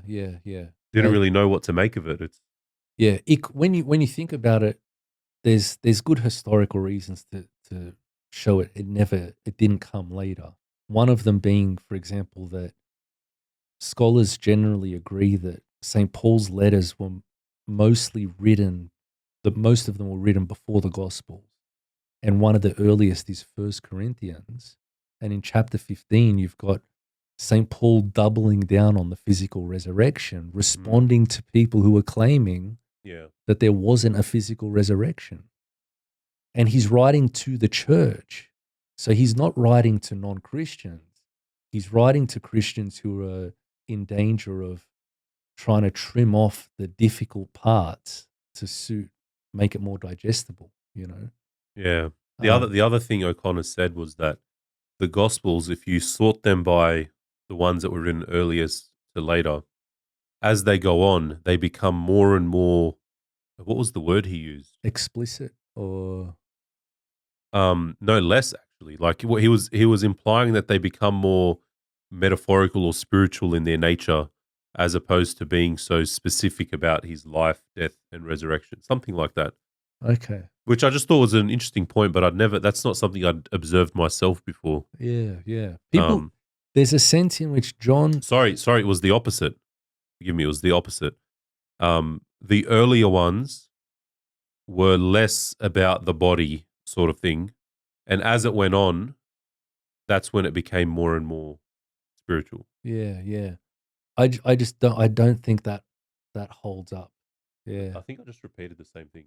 The yeah, earlier ones were more spiritual, yeah, in line with the whole, hey, the original understanding was spiritual, not a bodily death. But then yeah, as time went on, apparently he suggests that there was this evolution in the understanding, which is, oh no, it was more physical. And there's more emphasis on the physical and bodily yeah. resurrection. Yeah, I screwed that. I don't think that holds up. I don't remember him presenting a case for that. It wasn't a But case. It was literally just yeah, mentioned like, oh, as time went on, yeah, they focused more and more, in line with the evolution of the bodily yeah. resurrection. A very good reason why that doesn't hold water is if it was the case that it started off as a spiritual resurrection, Mm. which the word doesn't even allow you to think. The literal word that we translate as resurrection means to physically sit up again, like physically rise. So there's a sense in which Greeks always believed in the immortality of the soul. You know, to say Jesus survived and lived on after being killed wouldn't have been this super big deal. The Greeks, for example, wouldn't have laughed at St. Paul in Acts 17 because they believe in the immortality of the soul. Mm. So when they say this is ridiculous, they realize he's not just saying Jesus continued to live on, he's saying something else. Mm. So if there's a general sense in which there's a part of the person that continues to exist after bodily death that's kind of shared amongst cultures, there is no school of thought or religion or philosophy walking around that believes that there's going to be a person who's going to physically be dead and then physically rise and walk out. No one's believing that. So if it doesn't come from the what we call the resurrection itself, it happened and it drops on the scene like a nuclear bomb, and it convinces the apostles in a way that they themselves hesitate to believe it. They can't believe it. They need to be convinced by Mm. Christ himself. If it doesn't happen then, where in the world do you ever get a physical resurrection coming on the scene? There's no movements that exist that can then flavor a spiritual interpretation to make it physical. But if you start with the belief in a physical resurrection, there's ample religious and philosophical influence to make it a spiritual one, Mm. you know. Now, I just want to clarify one thing. The language that we're using here is opposing or contrasting the spiritual and physical. But that's not really the biblical account of this. The biblical account is that it is a physical resurrection, but Christ is resurrected not in returning to an earthly state and condition, but he has a glorified Okay, or that's. spiritualized body. I was about to ask about Yeah. Lazarus, right? Yeah. So Lazarus comes back to an earthly condition Okay. and dies again. Mhm. Christ is resurrected in what we call a glorified body and therefore has a power over his physicality that Lazarus doesn't. So, like, what does that mean to be resurrected to the glorified body? The way Yeah. I've heard it described is to make a distinction between, say, the resurrection and, in Lazarus' case, it was almost a resuscitation Yeah. in some sense. But I've had quite a few people ask me before, like, what is the difference? And it's like, yeah, he resurrected to his glorified state, but it's like, what does that mean? Yeah. How do we describe that? So one way we can think of it is there's a sense in which we realize that our intellect and will has control over our body, Hmm. right? So you'll notice that there's a sense in which there are things that there were ways in which you can move your body voluntarily. You have a power over it. The rational soul has a power over the body. Yep. But there's a sense in which also the body resists that. And so hence you can be trying to do things and you can't. And the ultimate example of this is sickness and death. You could say it's the ultimate example of the lack of control we have over our own bodies, so much so that we experience the disintegration of our being. Now, it's been divinely revealed to us that death came about as a fruit of sin. The way St. Augustine put it was the fitting punishment for us disobeying the source of life was for our body to disobey us. And so hence, in falling from grace, When you say disobey us, you mean disobey the soul? Yeah, that's right. That's Okay. right. And so there's a sense in which when we fell from what we call original justice, included in that was a lack of bodily control and power that God originally wished us to have, but which we now lost in virtue of our fallen state. Hmm. This makes sense if those gifts were not something that we are owed in virtue of being human beings, but something that was a supernatural endowment or privilege that God had given to our first parents and wished for them to pass on with our nature. Hmm. When we sinned, we lost those supernatural privileges, and so hence we're left entirely to our own powers, and powers that themselves were fractured and dislocated.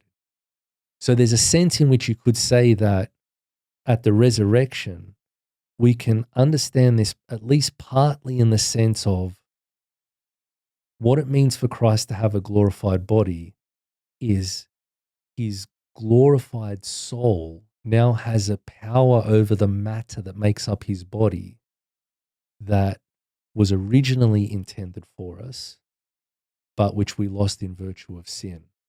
Are you saying Adam and Eve had that before original sin?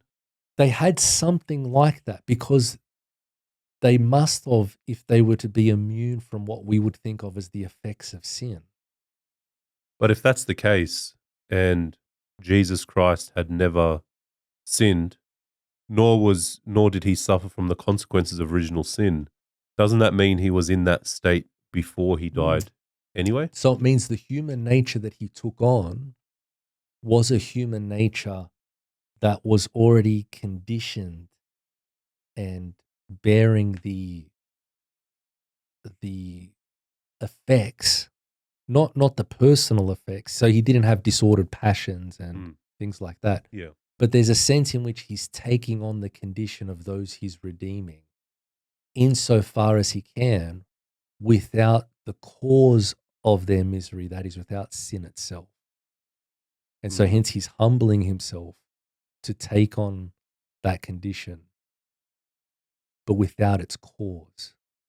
But we don't know how much the glorified state differs from pre-original sin Adam and Eve state. Yeah, there is going to be a difference, because our glorified bodies will be in the new heavens and the new earth. So there'll be a new physical realm, a restored physical realm. Mm. And also we'll have the beatific vision, which Adam and Eve didn't. So it's something greater than what they had. But at the very least, there's a sense in which what was lost by them, Christ has restored and regained. Mm. And so his body is preserved in its dignity as being the body of someone made in the image of God, and not therefore entirely at the whim of arbitrary physical circumstances and sufferings and things like that. Mm. Yeah, that's a lot. It'd be hard to imagine what a world would be like where Hitler could move through walls, for example. Yeah. You know? In other words, there's a sense in which, and this is St. Augustine's point, that now that evil and sin has entered the world, there's a limitation to human power because of its destructive consequences. Mm. And Christ is exemplifying in his glorified body the restoration of powers that we don't have in virtue of that fallen condition. Yeah. I guess you could say, though, if Hitler was moving through walls, then it would mean he doesn't suffer from those consequences. And I'm not sure what you mean. So, are you saying that we can't move through walls because we lost sort of the ability to do certain things that's by right. virtue of the fall? But I'm saying if someone could, you would presume they're not fallen, right? So yeah, that's right. Yeah. That's right. Yeah. It'd be, well, in this case, you'd have to think it would be another being. What the hell's going on here? Yeah. Yeah. And that's I assume why Mary also couldn't. So she obviously didn't suffer from the effects, so she didn't experience the same disunity of soul and body that we do. Yeah. But she's also taken on the condition or some limitation that we have taken on, right? Yeah, that's right. There's a sense in which, even though she's conceived without original sin, and she doesn't bear within herself the sinful causes, the causes of the effects of sin, Mm. she still has inherited a human nature from her parents that is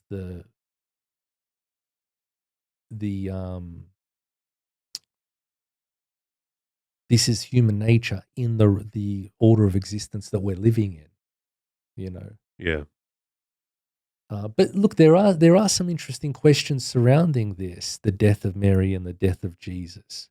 Mm. So let me give you an example. So in the East, and there are some debates about whether Mary died before she was assumed. Yeah, the Dormition they call it, and yeah. And it hovers around this sense in which, well, if death is the wages of sin, if she never sinned, how could she have died? And then some scholars will say that it's part of her to follow and emulate her son. Exactly, part of her association with not the order out of of necessity, redemption. but out of That's right. fittingness. Yeah.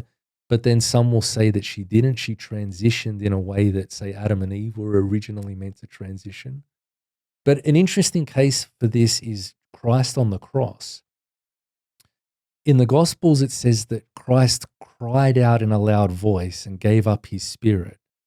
And then in the very next verse, we're told that the Roman soldier says, truly this was the Son of God, or a son of God. Mm.